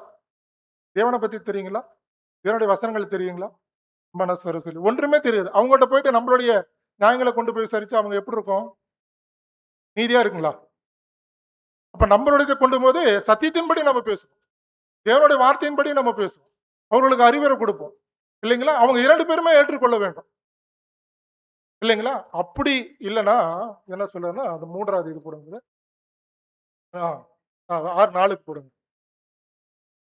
படிங்க சார். மிகவும் அற்பமாய் எண்ணப்பட்டவர்கள் ம், கர்த்தர் சபையில் ஏற்படுத்தியிருக்கும் ம், தலைவர்கள், அதாவது தலைமைத்துவத்தின் மீதான நம்பிக்கையை அவர்கள் இழந்திருந்தாலும் ம், அவிசுவாசிகளின், அதாவது உலக நீதிமன்றத்திற்கு செல்வதை விட ம், சபையில் மிகவும் அற்பமாய் எண்ணப்பட்டவர்களையாவது ம். தங்களுக்குள் நியாயாதிபதிகளாக தேர்ந்தெடுத்து கொள்வது மேலானது. பாருங்க அன்பா, உலக நீதிமன்றத்துக்கு போறதை காட்டிலும் நம்ம சபையில யாராவது ஒரு அற்பமா என்ன பண்ணிருப்பாங்க, உடன்படிக்கை பண்ணி வந்திருப்பாங்க. அவங்க கூட என்னதான் சொல்லுவாங்க? தேவனுடைய சத்தியத்தின்படி அவர்கள் இப்படிதான் நடக்கணும்ன்றதாங்க ஒரு ஆலோசனை கொடுக்கும். உங்களுக்குள்ள பிரச்சனையை நம்ம தீர்த்துக்குங்க. இல்லைங்களா? ஒருத்தருக்கு ஒருத்தர் விட்டு போங்க. இல்லைங்களா? நாம வர நோக்கம் என்ன நோக்கத்திற்காக உடன்படி இருக்கிறோம்? இல்லைங்களா? ஏற்கனவே பார்த்தோம். ஒவ்வொரு எதிர்குற்றச்சாட்டுக்கும் நாம ஒவ்வொன்றையும் நம்ம போராடிட்டு இருந்தோமா, சாத்தான் அதை பயன்படுத்தி என்ன பண்ணுவாங்க? வாழ்க்கை முழுதும் போராட்டமே. அந்த போராட்டம் நம்ம எதற்கு விரோதமா போராட்டம் பண்ணோம்? நம்ம எதுக்காக போராட்டம் பண்ணிட்டு இருக்கோம்? இல்லைங்களா? அன்பான சகோதரர்களே, இதெல்லாம் நம்ம சிந்தித்து பார்க்க வேண்டும். அன்பான சகோதரர்களே, பிரச்சனைனா எவ்வாறு காண வேண்டும்? அது கூட வாசிங்க. 1 கொரிந்தியர் 6:7 வாசிங்க. ஒரு சகோதரன் ம், மற்றொரு சகோதரனுடன் நீதிமன்ற வழக்குக்கு செல்வது என்பது ம், இருவரிடமே கிறிஸ்துவின் ஆவி அதிகமாக இல்லை, ம், அல்லது அவர்கள் பிரதிநிதித்துவப்படுத்தும் கர்த்தருடைய ஊழியத்தின் மேல் அவர்களுக்கு அதிக அன்பு இல்லை என்பதையே சுட்டி காட்டுகின்றது. ம், தங்களுக்குள் ஏற்படும் விவகாரங்களை அவ்விசுவாசிகளாகிய உலகத்தாரின் முன்பாக கொண்டு சென்று ம். அதன் மூலம் கர்த்தருடைய ஊழியத்திற்கு பொதுவான அவதூறை அல்லது நிந்தனையையோ ஏற்படுத்துவதை விட கிறிஸ்துவுக்குள் இருக்கும் ஒரு சகோதரனால் ம். நமக்கு ஏற்படும் அநீதியையும் நஷ்டத்தையும் சகித்துக் கொள்வதே மேலானது. ஆமா, அன்பான சகோதரர்களே, தேவனுடைய நாமத்திற்கு நிந்தனையை, அவமானத்தை கொண்டு வருவது, உலக நீதிமன்றத்துக்கு போவது என்பது தேவனுடைய நாமத்திற்கு அவமானத்தை கொண்டு வரதா காணப்படுது. ஏன்னா உலகத்தை பிரித்து கொண்டு நீ உலகத்தார் அல்ல, நீங்கள் என்னுடையவர்கள் என்று சொன்னதுக்கு அப்புறம் நம்ம உலகத்துக்கு போய் நியாயத்துக்கு போனா இல்லைங்களா? அதுதான் சொல்றாரு. உலகத்துல அவங்க அற்பமான இருக்கிற ஒருத்தர் நீங்க நினைச்சீங்க கூட அவங்கள ஏற்படுத்திக்கங்க. அவங்க அதுக்கு என்ன பண்ணுவாங்கன்னா சத்தியத்தின்படி ஆலோசனை பண்ணி இது உங்களுக்குள்ள விட்டு கொடுத்து போங்க பிரதர். இல்லைங்களா? நம்ம நம்ம அழைக்கப்பட்ட அழைப்பு நோக்கமே வேறையா இருக்கு இல்லைங்களா? அதை நம்ம சிந்தித்து பார்க்கணும் அப்படின்னு அவங்க ஆலோசனை சொல்லுவாங்க. ஏன்னா கர்த்தருடைய நாமத்திற்கு நிந்தையை கொண்டு வருவதை விட அநீதியை சகித்துக் கொள்வதே நல்லது. அவர் எவ்வளவு பெரிய அநீதியா இருந்தாலும் சரி, எவ்வளவு பெரிய குற்றங்களா இருந்தாலும் சரி, கிறிஸ்துவுக்கு ஏற்படாத பாடுகளாக நம்மளுக்கு வந்துச்சு. ஏங்க நீ கிறிஸ்துவ பார்த்து என்னங்க சொன்னாங்க? நீ யாருக்கு பிறந்தீங்கன்னே தெரியாதுன்னு சொன்னாருங்க. சொல்லுங்க பார்க்கலாம். உங்க அப்பா யாரு? அப்ப நம்ம நம்ம லோக்கல் லாங்குவேஜ்ல பேசினா எப்படி இருக்குங்க அது? அப்பா அம்மா தெரியாதவன்னு சொல்லுவாங்க. அப்பா பேரே தெரியாதவங்களான்னு சொல்ற அந்த ஒரு வார்த்தைய எவ்வளவு ஒரு கடுமையான வார்த்தை. இயேசு கிறிஸ்து எங்கனா போராடினாரா? இல்லைங்களா அன்பான சகோதரரே? எங்கனாச்சும் கொண்டு போய் இத ஆலோசனை கேட்டார். எல்லாம் சகிச்சுக்கிட்டார். ஏன்னா அவரு நம்மளுக்கு முன்மாதிரின்னா, அவர் நடந்த பிரகாரமே தான் நம்மளும் நடக்கணும். இல்லைங்களா? அவர் நடந்த பிரகாரமே தான் நம்ம நடக்கணும். அப்பதானே அந்த பரிசை பெற்றுக்கொள்ள முடியும். அன்பான சகோதரர்களே. அதை விட்டுட்டு நம்மளுடைய மனம் போன போக்குல போயிடுச்சோமா, ஒண்ணும் நம்ம நிச்சயம் அந்த இலக்க நோக்கின்னு போடல. வழி விலகி போறோம். அந்த கிரீடமானத்தை இழக்கிறதுக்கான அனைத்து சூழ்நிலைகளும் நாமளே ஏற்படுத்திக் கொள்றோம். அதுதான் சொல்றோம். அந்த இடத்துல நீங்களா விட்டு கொடுத்தால் ஒழிய, அந்த கிரீடத்தை ஒருவனும் உங்களிடத்திலிருந்து எடுத்துக்கொள்ள முடியாது என்று அந்த இடத்துல ஆண்டவர் அந்த இடத்துல ஆலோசனை கொடுக்கிறார். அப்ப இதெல்லாம் தேவனுடைய வார்த்தைக்கு முரண்பாடாக காணும்போது, நம்ம ஏன் சொல்றாருன்னா, நம்மளுக்குள்ள இயற்கையாகவே அந்த விழுந்து போன மனித குலத்தில் இருக்கக்கூடிய அந்த பலவீனங்கள் காணப்படுது. எல்லோரும் பாவிகள் தான். யாரும் நீதிமான்கள் இல்ல. அன்பான சகோதரர்களே. அது கூட பின்னாடி நம்ம வாசிக்கலாம் அந்த பிலிப்பியன்ஸ்ல. அதன்படி நம்ம செய்து நம்ம ஒருத்தருக்கு ஒருத்தர் இரக்கமுள்ளவர்களாகவும் தயவுள்ளவர்களா இருந்து நம்மளுடைய பிரச்சனைகளை நாமளே தீர்த்து கொண்டு நம்ம இந்த இடத்துல ஒற்றுமையா இருந்து இந்த ஊழியத்துல நம்ம செய்யணும்னு பார்க்கிறோம். அன்பான சகோதரர்களே. அது கூட வாசிங்க சகோதரி. அந்த ஒரு அங்கத்தினுடைய ஆ ஓர் அங்கத்தினனுடைய பொறுப்புகள் ம், மற்றவரால் செய்ய முடியாது. ம். ஒவ்வொருவரும் கர்த்தருடைய கட்டளையின்படி தனக்கானவைகளை செய்து கொள்ள வேண்டும். ஒருவர் அங்கத்தினுடைய பொறுப்புகள் மற்றவர்கள் யாரும் செய்ய முடியாது. ஒவ்வொருவரும் கர்த்தருடைய கடுப்பு தனக்கானங்களை நம்ம தான் செய்து கொள்ளணும். நம்ம போய் இதுல வந்து யாராச்சும் இங்க பிடிச்சி இழுத்துட்டு வர முடியுமா? அப்படிதான் வரணும். ஆலோசனை மட்டும் தான் கொடுக்க முடியும் சத்திய வசனத்தின்படி. இல்லைங்களா? மற்றபடி வசனத்திற்கு ஏற்றவாறு யார் தான் மாறிக்கொள்ளணுங்க? நம்மளுடைய வாழ்க்கையை நாமளே அமைத்துக் கொள்ள வேண்டும்னு பார்க்கிறோம். ஒருவேளை ம், கர்த்தருடைய கட்டளை மீறப்பட்டு ம், பழிதூற்றும் காரியங்கள் நடந்தேறி ம், சபையாரை உபத்திரவத்திற்குள்ளாக்கி ம், சபை முழுவதையும் அவமானப்படுத்துகின்றதா இருக்கும் பட்சத்தில் ம். தேர்ந்தெடுக்கப்பட்ட பிரதிநிதி அப்பிரச்சனையை கையாள வேண்டும். இந்த இடத்துல யார் அந்த தேர்ந்தெடுக்கப்பட்ட பிரதிநிதி? அவ்வளவுதான். யார்தான் அவர்களை தேர்ந்தெடுத்தது?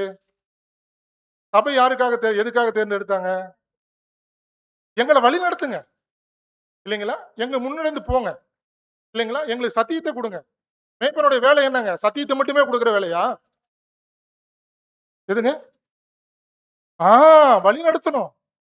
சத்தியத்தை ஒரு பக்கம் ஆரம்பம் கொடுக்கணும் மேய்ப்பனுடைய வேலை. மந்தை மேல கண்காணிப்பாவும் இருக்கணும். ஏன்னா எதிரிகளுக்கு வந்த ஆபத்தும் இருக்கு.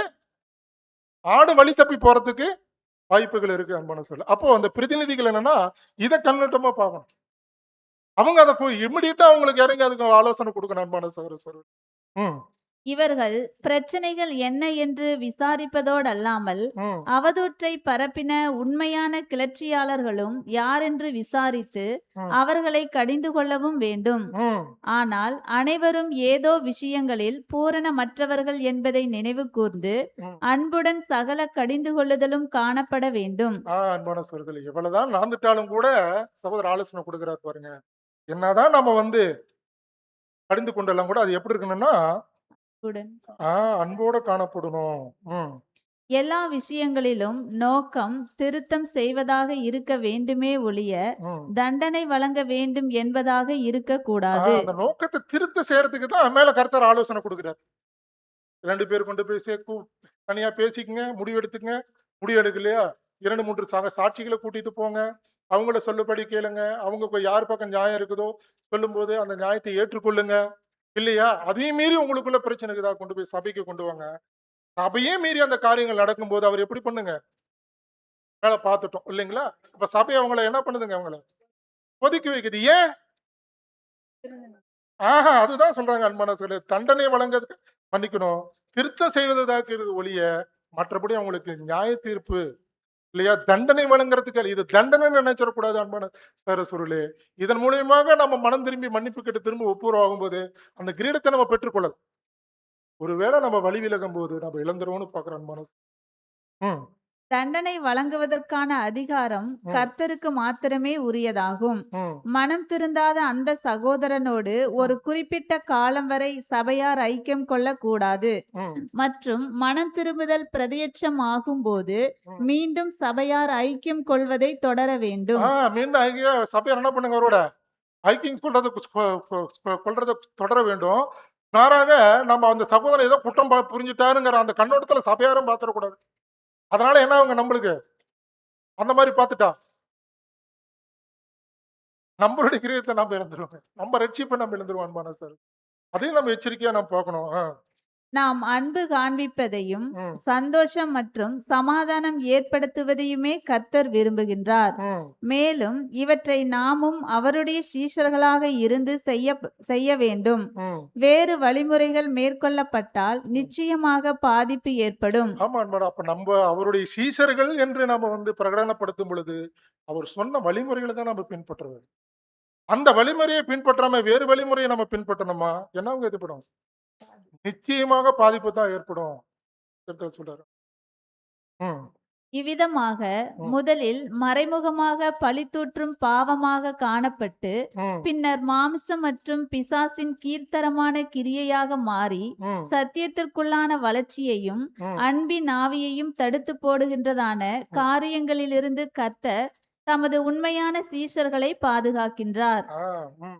மேலும் யாரொருவர் பழி பேசுபவர்களின் பேச்சுவார்த்தைகளை கேட்டு ம். பழி தூற்றுபவர்களின் தவறான போக்கை உற்சாகமூட்டுகிறார்களோ ம். அவரும் அவர்களின் பொல்லாத செயல்பாடுகளுக்கு பங்காளி ஆவார்கள் என்பதையும் கூட நாம் தெரிவிக்கின்றோம். பாருங்க அன்பான சொல்லு என்ன ஒரு ஆலோசனை கொடுக்கிறாரு பாருங்க. ஒரு வேலை சபையெல்லாம் முடிவெடுத்து இந்த மாதிரி ஒரு கொண்டு வரும்.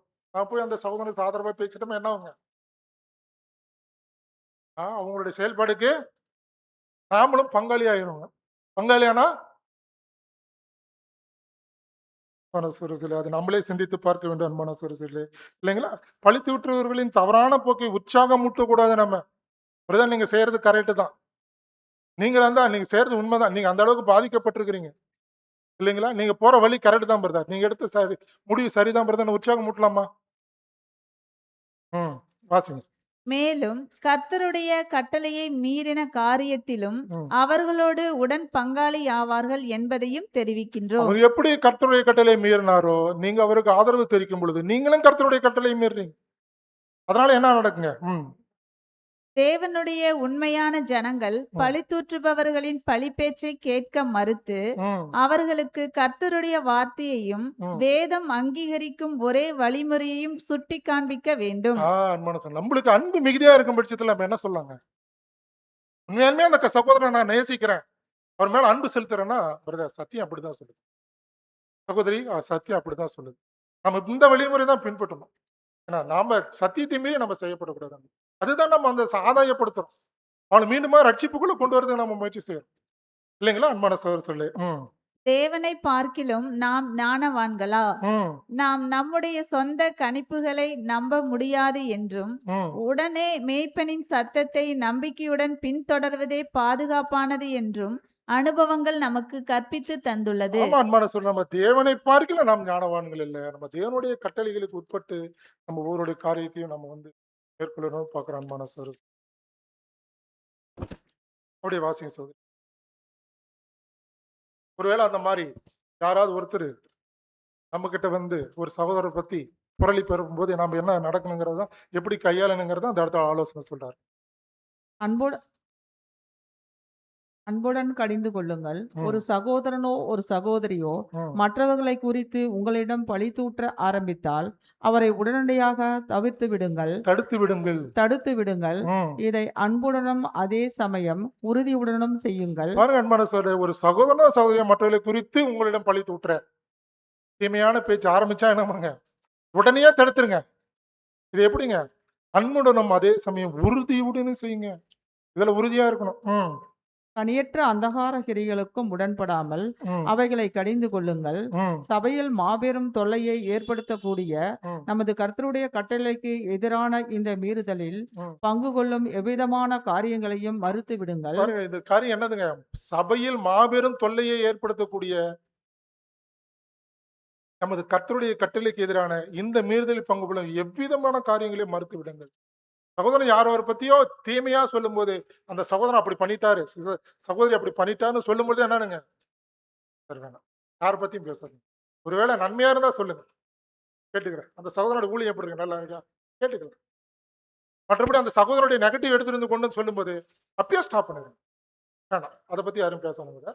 ம். ஒருவேளை குறை கூறும் சகோதரனோ ம். சகோதரியோ ஆவிக்குரிய காரியங்களில் குழந்தையாக இருப்பார்கள் ஆனால் ம். அவர்களின் கவனத்துக்கு இவ்விஷயத்தை குறித்ததான ம். கர்த்தருடைய கட்டளையை கொண்டு போங்கள். ஆமா. அவங்க இப்பதான் உடன்படிக்கைக்குள்ள வந்திருக்கிறாங்க. குழந்தை. அவங்களுக்கு இது எப்படி கையாளணும்னு தெரியல. அப்படிங்கிற விஷயத்துக்கு நம்ம அந்த மத்தேயு 18ஆம் அதிகாரம் 15 கொண்டு போலான்னு பார்க்கிறோம் மனசு. ஒருவேளை மற்றவரை குறித்த ம். பழிப்பேச்சுகள் உங்களிடத்தில் நேரடியாக பேசப்படாமல் ம். மற்றவரிடம் பேசிக் கொண்டிருக்கும் சூழ்நிலைகள், அதாவது கூட்டங்களில் ம். நீங்கள் நிற்க உங்கள் செவியில் விழுமாயின், ம். உங்கள் நிராகரிப்பை உடனடியாக தெரிவிக்கும் விதத்தில், ம். அதாவது கூட்டத்தை விட்டு பின்வாங்கி விடுங்கள். இல்லைங்களா? குரூப்பா பேசிட்டு இருக்கிறாங்க ஒரு குரூப்ல. இப்ப யார் குறித்து தான் பேசிட்டு இருக்கிறாங்க? யாருங்க? உலக ஜனங்களா? உலக சகோதரர் தான் ஒரு சகோதரனை பத்தியோ, சகோதரரை பத்தி யார் பேசிட்டு இருக்கிறாங்க? ஒரு குரூப் ஆஃப் பீப்பிள் நம்ம சகோதர சகோதரிகள் பேசிட்டு இருக்கிறாங்க. இல்லைங்களா? அந்த பேசிட்டு இருக்கும்போது நம்ம எப்படி இருக்கணுங்க? அப்படின்னா, அவங்ககிட்ட போய், பிரதர் நான் வெளிய போறேன்னு சொல்லிட்டு போலாமா? நீங்க இந்த மாரி பேசிட்டு இருக்கிறீங்கன்னு. அன்பான சகோதரர்களே, அப்ப என்ன சொல்றாங்கன்னா, நீங்கள் நிற்க உங்கள் செவியில் விழுமாயின், உங்கள் நிராகரிப்பு உடனடியாக தெரியும் விதத்தில், அப்படியே அந்த கூட்டத்திலிருந்து அசாம நீங்க பாட்டு வந்துருங்க. அதற்கு நீங்க உடன்பட வேணாம். இல்லைங்களா? ஒருவேளை பழி தூற்றும் விஷயத்தை குறித்ததான கர்த்தருடைய கட்டளை ம். பழி தூற்றுபவரின் கவனத்துக்கு கொண்டு வரப்பட்டும், ம். பழி தூற்றும் சகோதரன் இன்னமும் தீமை பேசுதலையும் ம். பழி பேச்சையும் தூசணங்களையும் தொடர்வார் ஆனால், ம். உங்களிடத்தில் தொடர்ந்து தனது பேச்சுகளையே தொடர்வாரானால், ம். தளி- தனது பேச்சுகளை பழி பேச்சுகளை தொடர்வார் ஆனால், ம். அவரை திட்டவட்டமாக கடிந்து கொள்ளும் வண்ணமாக, ம். நீங்கள் இப்படி பேசுவதை என்னால் கேட்டுக்கொண்டிருக்க முடியாது, ம். நான் கேட்கவும் கூடாது. ம். ஒருவேளை நான் கேட்டுக்கொண்டிருந்தால், ம். நீங்கள் கர்த்தருடைய கட்டளைகளை மீறி குற்றவாளியாக இருப்பது போல நானும் ம். குற்றவாளியாகி விடுவேன். இல்லைங்களா? நான் கர்த்தருடைய கட்டளைக்கு மீறி அவரு பேசிட்டு இருக்கிறார். அவரு பேசுறத நாம செவி கொடுத்து கேட்டுட்டு இருந்தோமா, நாமளும் என்ன பண்ணுவோங்க? அவரும் குற்றவாளி, நானும் குற்றவாளி. அப்ப ஒருவேளை நான் நான் உங்களின் இதய இருத இ- இக்- உங் உங்களின் இக்கதையை கதையை கேட்க கேட்க வேண்டியதாய் இருப்பினும் ம். என்னால் அதை நம்ப முடியாது. ம். ஏனெனில் எந்த கிறிஸ்தவன் கர்த்தருடைய வசனத்தை மதியாமல் தவறுகளை சரி செய்து கொள்வதற்கான அவருடைய திட்டத்தையே பின்பற்றாமல் இருக்கிறானோ, ம். அவனிடம் கர்த்தருடைய ஆவி இல்லாதபடியால் அவனுடைய வார்த்தைகளும் நம் நம்புவதற்கு ஏதுவல்லாதது ஆகும் என்று கூறி கடந்து போக ஆமா. வேண்டும். கர்த்தருடைய கட்டளைகளை சொல்லி நாம அந்த இடத்துல நம்ம கடந்து போகணும். அதான் அந்த கட்டளைப்படி மத்தேயு 18 முறை நீங்க அத அணுகுங்க. ஒரு சகோதரன் உங்களுக்கு தீமை செஞ்சதா, நீங்க என்கிட்ட சொல்ல வேணாம். இல்லைங்களா? நீங்க சகோதர சகோதரோட பேசி அந்த 18ஆம் அதிகாரம் 15, 17 வசனம் சொல்ற வார்த்தைப்படி நீங்க அணுகுங்க. மற்றபடி நீங்க இத என்கிட்ட சொல்லாதீங்க. ஏன்னா இது கர்த்தருடைய கட்டளையை மீறுவதற்கு சமமா இருக்குது. அப்படின்னு சொல்லி அவருக்கு நாம வந்து அறிவுரை குடுக்கணும்னு பார்க்கிறோம் அன்பான சகோதர சகோதரிகளே. ஆ. கர்த்தருடைய வார்த்தைகளை தட்டி கழிக்கிறவனும் ம். புரட்டுகிறவனும் ம். உன் சீசர்களின் வார்த்தைகளையும் கிரியைகளையும் குறித்து புரட்ட தயங்க மாட்டான். பாத்தீங்களா? இப்ப பாருங்க. இப்ப என்ன சொல்றாருன்னா, கர்த்தருடைய வார்த்தைகளை தட்டி கழிக்கிறவனும், புரட்டுகிறவனும், உடன் சீசர்களின் வார்த்தைகளையும், கிரியைகளையும் குறித்து கூட அவன நம்பி நம்ம வந்து கேட்டுட்டோம்னா, நாளைக்கு என்ன பண்ணுவாரு அவரு நம்மள பத்தி மத்தவங்கள சொல்றது. சரி. எச்சரிக்கையா இருக்கணுங்க. இது ஒரு சாதாரண வார்த்தை இல்லைங்க. நம்ம புது சிருஷ்டி அந்த 1,44,000 பேரு ஏன் இன்னும் நிறைவேறலைங்கிற விஷயத்த நான் பேசிட்டு இருக்கிறேங்க. இந்த விஷயங்கள்லாம் நம்மகிட்ட இல்லையா? யாராவது சொல்ல முடியுமா? இல்லன்னா, பாதி ஓட்டத்த ஓடி முடிச்சிரும்னு மேல பார்த்தோம். இப்ப ஓடி இருக்கு. எத்தன பேர் ஓடி இருக்கிறாங்க? கேள்வி கேட்டா பதில் சொல்ல முடியல. 1,44,000 பேரு ஏன் இன்னும் நிறைவேறல 2000 வருஷம் கடந்துன்னா, இதுதான் காரணங்க. கர்த்தருடைய கட்டளையை மீறி, மீறி, மீறி, மீறி ரட்சிப்பு இழந்து, கிரீடத்தை இழந்து, அது மற்றவர்களுக்கு போய் மாறி, இன்னைக்கு நம்ம இடத்துல இருந்து உட்கார்ந்து இருக்குதுங்க. ஒருவேளை நம்ம இழந்துடக்கூடாதுங்கிறது தான் தேவன் இன்னைக்கு நம்மளுக்கு கர்த்தருடைய அவருடைய வார்த்தையை சொல்லி ஆலோசனை கொடுக்கிறார். அந்த ஆலோசனையை நம்ம பின்பற்றுறதும் நமது ஒவ்வொரு கரங்களையும் கொடுக்கப்பட்டிருக்குது.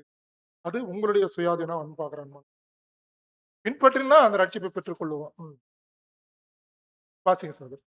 நீங்கள் இத்தகைய தூஷண பேச்சுகளை கேட்டுக்கொண்டிருந்தாலோ ம், அல்லது அப்பேச்சுகளுக்கோ அப்பேச்சை பேசுகிற வதந்தியாளர்களுக்கோ ம், பழி தூற்றுபவர்களுக்கோ ஆதரவு தெரிவித்தாலோ ம், நீங்களும் அந்த பாவத்திற்கும் ம், அதன் சகல பின் விளைவுகளுக்கும் பங்காளிகள் ஆவீர்கள். ம், ஒருவேளை இது நிமித்தம் கசப்பான வேர் முளைத்து விட்டால் ம். இதனால் தீட்டுப்பட்டவர்களில் நீங்களும் ஒருவராக இருப்பீர்கள். ஆமா அன்பான சகோதரர், நீங்கள் இத்தகைய தூசண பேச்சுகளை கேட்டுக்கொண்டிருந்தாலும் நாம் கேட்டுக்கொண்டிருக்கிறோமா?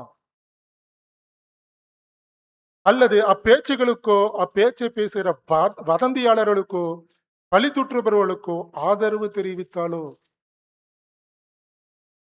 நீங்களும் அந்த பாவத்திற்கும் அதன் சகல பின்விளைக்கும் பங்காளி ஆவீர்கள். ஒருவேளை இதன் மீதம் கசப்பான வேர் முளைத்து விட்டால் இதனால் தீட்டுப்பட்டவர்கள் நீங்களும் ஒருவராக இருப்போம். நம்மளும் ஒருவராக மாறிடணும். நம்ம ரொம்ப எச்சரிக்கையா இருக்கணும். அது கூட வாசிக்கல எபிரேயர் 12ஆம் அதிகாரம் 15, 16, 17 வசனத்தை வாசி.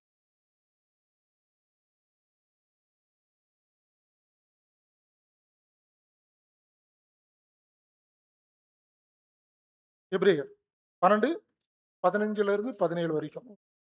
ஒருவனும் ம், தேவனுடைய கிருபையை இழந்து போகாத படிக்கும் ம், யாதோது கசப்பான வேர் முளைத்தெழும்பி கலக்கம் உண்டாக்குகிறதினால் அநேகர் தீட்டுப்படாத படிக்கும் ம், ஒருவனும் வேசி கள்ளவனாகவும் ம். ஒருவேளை போஜனத்துக்காக தன் சேஷ்டபுத்திர பாகத்தை விற்று போட்ட ஏசாவை போல ம். சீர்கெட்டவனாகவும் இராதபடிக்கு எச்சரிக்கையாய் ஆமா, இருங்கள். சேஷ்ட புத்திர பாகத்தையும் யார் இறந்துட்டாருங்க?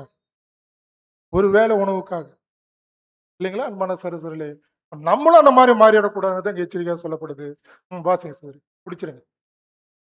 ஏனென்றால் ஆ, பிற்பாடு அவன் ஆசீர்வாதத்தை சுதந்திரித்துக் கொள்ள விரும்பியும் ம், ஆகாதவன் என்று தள்ளப்பட்டதை அறிவீர்கள். ம். அவன் கண்ணீர் விட்டு கவலையோடே தேடியும் மனம் மாறுதலையும் காணாமற் போனான். அப்ப அன்பான சகோதரர்களே, அப்ப தீமை பேசுதல்ங்கிற ஒரு வார்த்தையானது, அந்த ஒரு காரியமானது நம்ம முற்றிலுமாக அகற்றிப்பட வேண்டும். ஒருவேளை அகற்றிப்பட விடாத பட்சத்துல நம்ம அதை நம்மளை நாமே திருத்திக் கொள்ளாத பட்சத்துல நம்மளும் என்ன பண்ணுவோங்க? ஏசாவை போல புத்திர சுபாவத்தை நம்ம இழந்துரும்னு பாக்குறோம். ஒருவேளை அப்படி இருந்துட்டா பின்னாடி உட்காந்து அழுந்து புலம்புனா கிடைச்சிருமா? கிடைக்காதுன்னு பாக்குறான் மனசு. நம்ம எச்சரிக்கையா இருந்து தேவனுடைய வார்த்தைக்கு ஒவ்வொன்றுக்கும் நம்ம கீழ்ப்பட்டு நம்ம நடக்கணும்னு பாக்குறான் மனசு சொல்லு. இது ஒரு சகோதரனுக்கும் சகோதரிக்கும் ஏற்படக்கூடிய அந்த பிரச்சனைகளை எவ்வாறு கையாள வேண்டும் என்று சகோதரன் இந்த இடத்துல ஆலோசனை கொடுத்தார். அதை பார்த்து அன்பான சரஸ்வர்களே, அடுத்த 6வது பாயிண்ட். மிக பாதகமான வாதைகளிடமிருந்து ஒதுங்கி இருப்பது போல் ம், தேவனுடைய ஜனங்கள் பெருமையை குறித்து எச்சரிக்கையாய் இருக்க வேண்டும். ம். இக்கோட்பாடானது மிக நல்ல கோட்பாடாகும். இல்லைங்களா? அந்த பெருமையை குறித்து எச்சரிக்கையா இருக்கிறது நல்ல கோட்பாடு தானே, இல்லைங்களா? ம், இது வேத வாக்கியங்கள் அளிக்கும் கோட்பாடாகும். ம். மேலும் இது தற்கால சத்தியத்தின் வெளிச்சத்தினால் ஆசீர்வதிக்கப்பட்டுள்ள அனைவருக்கும் இப்படியாக அவசியப்படும் கோட்பாடாகும். இரட்டிப்பாக அவசியப்படும்.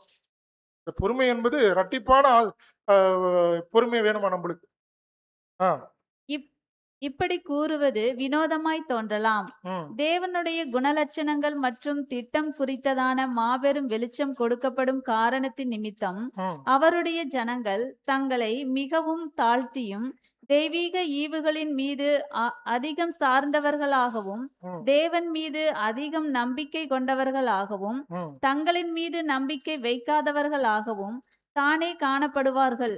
இல்லைங்களா? அப்ப என்ன சொல்றேன்னா, தேவனுடைய குணலட்சணங்கள் மற்றும் திட்டங்கள் குறித்ததான மாபெரும் வெளிச்சம் கொடுக்கப்படும் காரணத்தின் நிமித்தம் அவருடைய ஜனங்கள் தங்களை மிகவும் தாழ்த்தியும் தெய்வீக ஈவுகளின் மீது அதிகம் சார்ந்தவர்களாகவும் தேவன் மீது அதிகம் நம்பிக்கை கொண்டவர்களாகவும் தங்கள் மீது நம்பிக்கை வைக்காதவர்களும் தானே இருப்பாக்க வேண்டும்.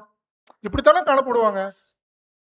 ஆ, என்று நீங்கள் யோசிக்கலாம். ம், தேவனுடைய ஜனங்கள் இப்பண்புடையவர்களாகத்தான் என்றென்றும் எப்போதும் காணப்பட வேண்டும். ம். ஆனால் அந்தோ அநேகர் இப்படியாக இருப்பதில்லை. இந்த பண்புகளோடு தான் காணப்பட வேணும். ஆனா அநேகர் எப்படி இருக்கிறாங்க? இப்படி இல்ல. எப்படி இல்ல? பெருமை கொள்ளாம இல்ல. எல்லாத்துக்குள்ளயும் அந்த பெருமை காணப்படுது. அந்த பெருமை எப்படி காணப்படுதுங்கிறது சில விளக்கம் கொடுக்கிறாரு பாருங்க. ம், அநேகர் யுகங்களைப் பற்றின திட்டத்தின் அறிவை பெற்றுக்கொண்ட மாத்திரத்தில் ம். தங்களை விசேஷித்த ஞானிகள் அல்லது பெரியவர்கள் அல்லது நல்லவர்கள் என்று எண்ணி விடுகின்றனர். யுகங்களை பற்றின திட்டத்தின் அறிவை பெற்றுக்கொண்ட மாத்திரத்தில் நம்ம எப்படி ஆயிடுறாங்க? விசேஷித்த ஞானிகள் பெரியவர் அல்லது எல்லாரை காட்டிலும் பெரியவர்கள் அல்லது எல்லாரை காட்டிலும் நம்ம நல்லவன் என்று எண்ணி விடுறாங்க. சத்தியத்தை தெய்வீக திட்டத்தை தெரிஞ்ச உடனே நம்ம எண்ணிடுறோம். இவர்களோ ம், தேவன் ஞானிகளுக்கும் ம், பெரியவர்களுக்கும் ம், சத்தியத்தை மறைத்து விடுவார் என்பதையும் ம், அவருக்கு முன்பாக எந்த மாம்சமானவைகளும் ம், புகழ்ந்திடக் கூடாது என்பதையும் மறந்துவிட்டார்கள். ம், ஆதாயம் கருதி வியாபாரிகள் தங்கள் வணிக சரக்குகளை விரும்புவது போன்று ம். இவர்களும் சத்தியத்தை சுயநலத்துடன் விரும்புகின்றனர். இப்ப பாருங்க, சத்தியத்தை வியாபாரிகள் போல விரும்புகிறாங்களாம். ம்.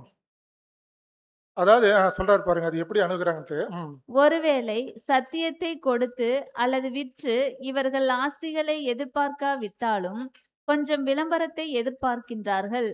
அதாவது மற்றவர்களை காட்டிலும் ஞானமுள்ளவர்கள் என்று சுட்டிக்கொள்வதற்கு, அதாவது சத்தியத்தை சிறிது சிறிதாக எடுத்து கூறி அதன் மூலம் தாங்கள் ஞானமுள்ளவர்கள் என்று தங்களை குறித்து விளம்பரப்படுத்தி ம். தங்களை பெருமைப்படுத்திக் கொள்ள நாடுகின்றனர். ஆமா அன்பான சகோதரர்களே, சத்தியத்தை கொடுக்கிற இப்ப நான் கொடுக்கிறேன்னா நான் பெருமை பாராட்டலாமா? இல்ல சத்தியத்தின் வெளிச்சத்தை நாம் கொடுத்ததுனால நான் என்ன உயர்ந்தவனா, நல்லவனா? இல்லைங்களா? அதை சொல்ல முடியுமா? அது போல சிலர் இருப்பாங்களாம். இல்லைங்களா? அப்ப அந்த மாதிரி நீங்க பெருமை கொண்டாதீங்கன்னு சொல்றாரு. இல்லைங்களா அன்பது? இது யாருதான் உணரும் இந்த இடத்துல சொல்றாரு பாருங்க. சீக்கிரம் முடிச்சிடலாம். ம், தாழ்மையுள்ளவர்களுக்கு கிருபை. ம், இப்படிப்பட்டவர்களை குறித்து எச்சரிக்கையாயிருங்கள். ம், ஏனெனில் இவர்கள் தங்களை திருத்திக் கொள்ளாத பட்சத்தில் ம், சீக்கிரத்திலோ அல்லது கொஞ்சம் காலம் கழிந்தோ ம், முற்றிலும் வழி விலகி ம், உதவி செய்வதற்கு பதிலாக ம், பாதிப்புகளை உண்டாக்கி விடுவார்கள். ம், இப்படிப்பட்டவர்கள் தேவனுடைய நோக்கத்திற்காக ஊழியம் செய்ய வேண்டும் என்று தேவன் விரும்புவதில்லை. ம், மேலும் அவர்களுக்கு எவ்வளவுதான் திறமைகள் இருந்தாலும் ம், அவர்களுடைய தற்பெருமையினாலே அவர்கள் இடறிப் போகும்படியாக நிச்சயமாக அனுமதித்து விடுவார். ம், உண்மையிலேயே திறமை உள்ளவர்கள் அல்லது திறமை தங்களுக்கு இருப்பது போன்று கற்பனை செய்து கொள்பவர்களே ம், பெருமையின் ஆவியினால் உண்மையில் இன்னல்களுக்குள்ளாக அகப்படுகிறார்கள். ம், தேவன் பெருமை உள்ளவர்களுக்கு எதிர்த்து நிற்கிறார், ம், ஆனால் தாழ்மையுள்ளவர்களுக்கோ தமது கிருபையை அளிக்கிறார். இந்த வெளியீட்டுகளின் இதழாசிரியர் ம், தனது ஞானத்தையோ அல்லது ஆற்றலையோ குறித்து வெளிப்படையாகவோ அல்லது மறைமுகமாகவோ தற்பெருமை அடித்துக் கொள்ளவில்லை ம். என்பதற்கு நமது வெளியீட்டுகளின் இந்த சத்தியத்தை கொடுக்கிற அதை எழுதின சகோதரர்கள் அவர்கள் இந்த விஷயத்தை கொடுக்குறாங்க. ம், தமது வெளியீட்டுகளின் வாசகர்கள் சாட்சியாக இருக்கின்றனர். ம், நாங்கள் சத்தியத்தை குறித்து பெருமை பாராட்டி இருக்கின்றோம். ம், இன்னும் அதை குறித்து பெருமை பாராட்டுவோம். ம், அதாவது சத்தியத்தினுடைய பிரகாசமான மின்சாரம் போன்ற கதிருக்கு முன்பாக ம். எந்த மனித தத்துவங்களும் ஒரு மெழுகு மெழுகுர்த்தியின் வெளிச்சத்தை கூட காட்ட முடியவில்லை என்று பெருமை பாராட்டுகிறோமே ஒழிய ம். அச்சத்தியத்தை வெளிக்கொண்டு வந்தவர் தானே என்று ஒருபோதும் பெருமை பாராட்டி கொள்ளவில்லை. ஆமா, அந்த சத்தியத்தை குறித்து தான் பெருமை பாராட்டுறாங்க ஒழிய உலகத்தில் உள்ள எந்த ஞானத்தை காட்டிலும் தேவனுடைய வார்த்தை தான் மிக உயர்ந்தது என்பதை பெருமை கொள்றாங்களே ஒழிய மற்றபடி இந்த சத்தியத்தை சொல்லிட்டு கொண்ட நாங்க தானே ஒருபோதும் பெருமை பாட்டுகிறதுன்னு சொல்ல போறான். காரணம் வாசிங்க சகோதரர் அப்படியே. காரணம் என்னவெனில் ம், அச்சத்தியங்களை நாங்கள் உருவாக்கவில்லை, ம், மாறாக தேவன் தாமே ஏற்ற வேளையில் ஏற்ற காலத்தின் உணவாக சத்தியமாக ம், வெளிப்படுத்தியுள்ளார். ம், மேலும் ம், நாங்களோ அல்லது வேறு எந்த மனுஷர்களோ ம், உருவாக்கும் உபதேசங்களை காட்டிலும் ம், இச்சத்தியங்கள் மிகவும் அருமையானவைகளாக இருப்பதினால் ம், இச்சத்தியத்திற்கு தேவனே ஆசிரியர் என்றும் ம், அதனை வெளிப்படுத்தினவர் என்றும் நாங்கள் நம்புகின்றோம். ம், ஒருவேளை தேவனுடைய கிருபையினால் தற்கால அறுவடை சத்தியங்களை மற்றவர்களுக்கு வெளிப்படுத்தும் வேளையில் நாங்கள் எந்தெந்த விதங்களில் பயன்படுத்தப்பட்டாலும் அவ்வேளையில் நிமித்தம் நாங்கள் களி கூறுகின்றோம். ம், மேலும் எங்களிடத்தில் ஒப்படைக்கப்பட்டுள்ள உக்ரானத்துவத்தில் உண்மையாய் இருக்க தொடருவோம். ம், ஆனாலும் இவ்விஷயத்தில் தற்பெருமை கொள்வதற்கு எங்களிடத்தில் இடமோ அவசியமோ காரணமோ இல்லை. ம், இவ்வேலைக்கு பாத்திரமானவர்களையும் ம், பொருத்தமானவர்களையும் திறமை மிக்கவர்களையும் நமது எஜமான் உடனே கண்டுபிடிக்க வல்லவர் என்பது நாம் அனைவருக்கும் தெரிந்த காரியமாய் உள்ளது. ம், ஆனால் ஞானிகளையே வெட்கப்படுத்தும்படி தேவன் உலகத்தில் பைத்தியமானவர்களை தெரிந்து கொண்டார். ம், பலமுள்ளவைகளை வெட்கப்படுத்தும்படி தேவன் உலகத்தில் பலவீனமானவைகளையும் தெரிந்து கொண்டார். ம், உள்ளவைகளை அவமாக்கும்படி உலகத்தின் இழிவானவைகளையும் அற்பமாய் எண்ணப்பட்டவைகளையும் இல்லாதவைகளையும் தேவன் தெரிந்து கொண்டார். ம், மாம்சமான எவனும் தேவனுக்கு முன்பாக பெருமை பாராட்டாதபடிக்கு அப்படி செய்தார் என்பதே நமக்கான விளக்கமாகும். ம். அப்படி வாட்சி முடிச்சிருங்க சகோதரன். ஆகவே தேவன் ஆகவே ஆகவே தேவனுடைய கிருபையினாலே இருளிலிருந்து தேவனுடைய ஆச்சரியமான ஒளியினிடத்திற்கு கொண்டு வரப்பட்டவர்களாகிய ம், அனைவரும் கர்த்தருக்கு முன்பாக அதிக தாழ்மை உள்ளவராக இருக்கும்படிக்கு எச்சரிப்பு ஊட்டுகின்றோம். ம், ஏனெனில் ஒருவேளை பெற்றுக்கொள்ளப்பட்ட வெளிச்சமானது இருளாகி போகுமானால் அவ்விருள் எவ்வளவு பெரிதாக இருக்கும், ம், எத்தனை நம்பிக்கையற்ற நிலைமையாக காணப்படும். ம், அப்படிப்பட்டவர்களை குறித்து கூறுகையில் அப்போஸ்தலர் குறிப்பிட்டது போல ம், அவர்கள் ஜீவனுக்குரிய பாதையை அறியாமல் இருந்ததனால் அது அவர்களுக்கு நலமாய் இருந்திருக்கும். ம். உப்பு சாரமற்று போனால் அது ஒன்றிற்கும் உதவாது, சொல்ல போனால் மண்ணை போன்றதாகி விடும். ஆமா, ஆமா சகோதரர் சொல்லு. இப்ப பாருங்க, இந்த சத்தியத்தை கொண்டு வர சகோதர சகோதரிகள் எப்படி நம்ம அதை எந்த சிந்தையில நம்ம காணப்படணும், பெருமை நம்மளுக்கு அறவே இருக்கக்கூடாதுன்னு பார்க்கிறோம். மாறாக இது தேவன் தான் நம்மளை ஏற்ற காலத்துல பயன்படுறோம். தேவன் பயன்படுத்துகிற ஒரு பாத்திரம் என்று தான் நம்ம நினைவு கொண்டு வேணும் ஒழிய, என்னால பெருமை கொள்றதுக்கு எந்த ஒரு காரியமே இல்லை. ஒருவேளை அவ்வாறு நான் பெருமை கொண்டுட்டேன்னா அதுதான் சொல்றாரு. என்ன சொல்றாருங்க? அவர்கள் ஜீவனுக்குரிய பாதையை அறியாமல் இருந்தால் அது அவர்களுக்கு நலமாய் இருந்திருக்கும். சரிங்களா? அன்பான சகோதரர்களே, ரொம்ப எச்சரிக்கையா இருக்குது. இப்ப பெருமை குறித்து தேவன் இந்த இடத்துல அதிகமா நம்ம இடத்துல பேசுறாரு. அந்த இடத்துல நம்மளுக்கு தாழ்மை தான் காணப்படுது. அதை நாம கண்ணுக்குள்ள காணப்படுறோம். அடுத்து 8வது போகும்போது 8வது வாட்சனம் முடிச்சார். வேத வாக்கியங்களில் பசியை பேசு. வேத வாக்கியங்களில் பல்வேறு விசேஷித்த கட்டளைகளை மதிப்புடன் கருதி அவைகளை கைக்கொள்ள நாடுகையில் ம், அந்த தெய்வீக பிரமாணத்தின் அடிப்படையான கொள்கைகளை ம், அதிகமாய் புரிந்து கொள்வதற்கு அதற்கு இசைவாக நடக்கவும் நாட வேண்டும். இப்படி செய்வோமே ஆனால் கர்த்தருடைய வார்த்தைகளில் குறிப்பாக ஒருவேளை சுட்டிக்காட்டப்படாத நம்முடைய வார்த்தைகள், சிந்தனைகள் மற்றும் கிரிகைகளில் காணப்படும் தவறுகளையும் ம், சரியானவைகளையும் நம்மால் கண்டுபிடிக்க முடியும். ம், நாம் எவ்வளவாக தெய்வீக பிரமாணத்தின் அடிப்படை கோட்பாடுகளை புரிந்து கொண்டு ம், அதற்கு இசைவாய் செயல்படுகிறோமோ ம். அவ்வளவாய் தெய்வீக வார்த்தையின் ஆவியை பெற்றுக்கொள்கிறவர்களாய் இருப்போம். ஆமா, அன்பான சார். இப்ப தேவனுடைய வார்த்தையின்படி நம்ம நடக்கணும். அவருடைய கட்டளையின்படி அதை மதிப்புடன் கருதி நம்ம அதுக்கு கீழ்ப்படிந்து நம்ம நடக்க வேண்டும்னு பார்க்கிறார். அன்பான சகோதரர்களே, ஒருவேளை கட்டளையை மீறி நம்ம நடக்கும் பொழுது என்ன நடக்குங்க? கூட அந்த ரீஃபரன்ஸ் போடுங்க. ஆ, 1 மேலும் ம், அ- அவிவிசுவாசிகளுடன் நாம் சமமற்ற நுகத்தில் பிணைக்கப்படக்கூடாது என்று கட்டளையிடும் ஞானத்தை இங்கே நாம் காண்கின்றோம். ஆமா, அன்பான சகோதரர். 2 கொரிந்தியர் 6:14 சொல்லுது, அவிசுவாசிகளோட இல்லைங்களா, அந்நிய நுகத்தில நாம பிணைக்கப்படக்கூடாதுன்னு சொல்லப்படுது. அதுக்கு அங்க பிரதர் விளக்கம் கொடுக்கிறாரு. ம், ஆனால் நாம் அர்ப்பணிக்கப்பட்ட விசுவாசிகளாக மாறுவதற்கு முன்பே ம், அத்தகைய உடன்படிக்கைகள் செய்யப்பட்டிருந்தால் ம், நமது முதல் பொறுப்பு இப்போது நமது கர்த்தராகிய நமது பரலோக மணவாளனுக்கு உரியது என்பதை நாம் நினைவில் கொள்ள வேண்டும். ம். உலக கணவன் கிறிஸ்துவுக்கு ம- மணமுடிக்கப்பட்ட ஒரு புதிய சிருஷ்டியாக இருக்கும். தன் மனைவிக்கு தலைவன் அல்ல. இல்லைங்களா? இது என்ன சொல்றாருன்னா, ஒரு உடன்படிக்கை பண்ணினதுக்கு அப்புறம் இந்த திருமண உறவை பத்தி பேசுது. அந்நிய நுகத்தில் பிணைக்கப்படாது இருக்கிற ஒரு அந்த விளக்கம் அந்த திருமண உறவை பத்தி பேசுது. உடன்படிக்கை பண்ணதுக்கு அப்புறம் நம்ம நம்ம அந்த உடன்படிக்கை பண்ணின சகோதர சகோதரி மத்தியில் தான் நம்ம அந்த உறவை ஏற்படுத்திக் கொள்ள வேண்டிய ஒழிய, மற்றபடி இந்த விஷயத்துல கூட என்ன பண்ணுங்க, வெளியில போய் நம்ம பெண் பாத்திரக்கூடாது அல்லது கணவரை நம்ம தேர்ந்தெடுத்துடக்கூடாதுன்னு இங்க ஆலோசனை கொடுக்குறாரு. எனவே அவளுடைய முதல் பற்றுறுதி ம், கண்ணுக்கு புலப்படாத அவளுடைய உண்மையான கர்த்தருக்கே உரியது. ம், ஆனால் அது இந்த புதிய உறவுக்கு இசைவானதாக இருக்கக்கூடிய அளவிற்கு மட்டுமே ம், அவள் பழைய நிதியும் நிறைவேற்ற முயல வேண்டும். ம். இது எல்லா வகையிலையும் சாத்தியமில்லாத ஒரு காரியம். ம், ஏனெனில் ஜீவ பலியாக தேவனுக்கு அர்ப்பணிக்கப்பட்டவர்களில் ஒருவர் ம், அதன் பிறகு உலக பிள்ளைகளில் ஒருவருடன் சாரமற்ற நுகத்தில் இணைக்கப்படுவது ம். தேவனுடைய நேரடியான கட்டளையை மீறுவதாகும். ஆமா, அது தேவனுடைய கட்டளையை நேரடியாக மீறுவதாகும். அது கூட சொல்றாரு பாருங்க.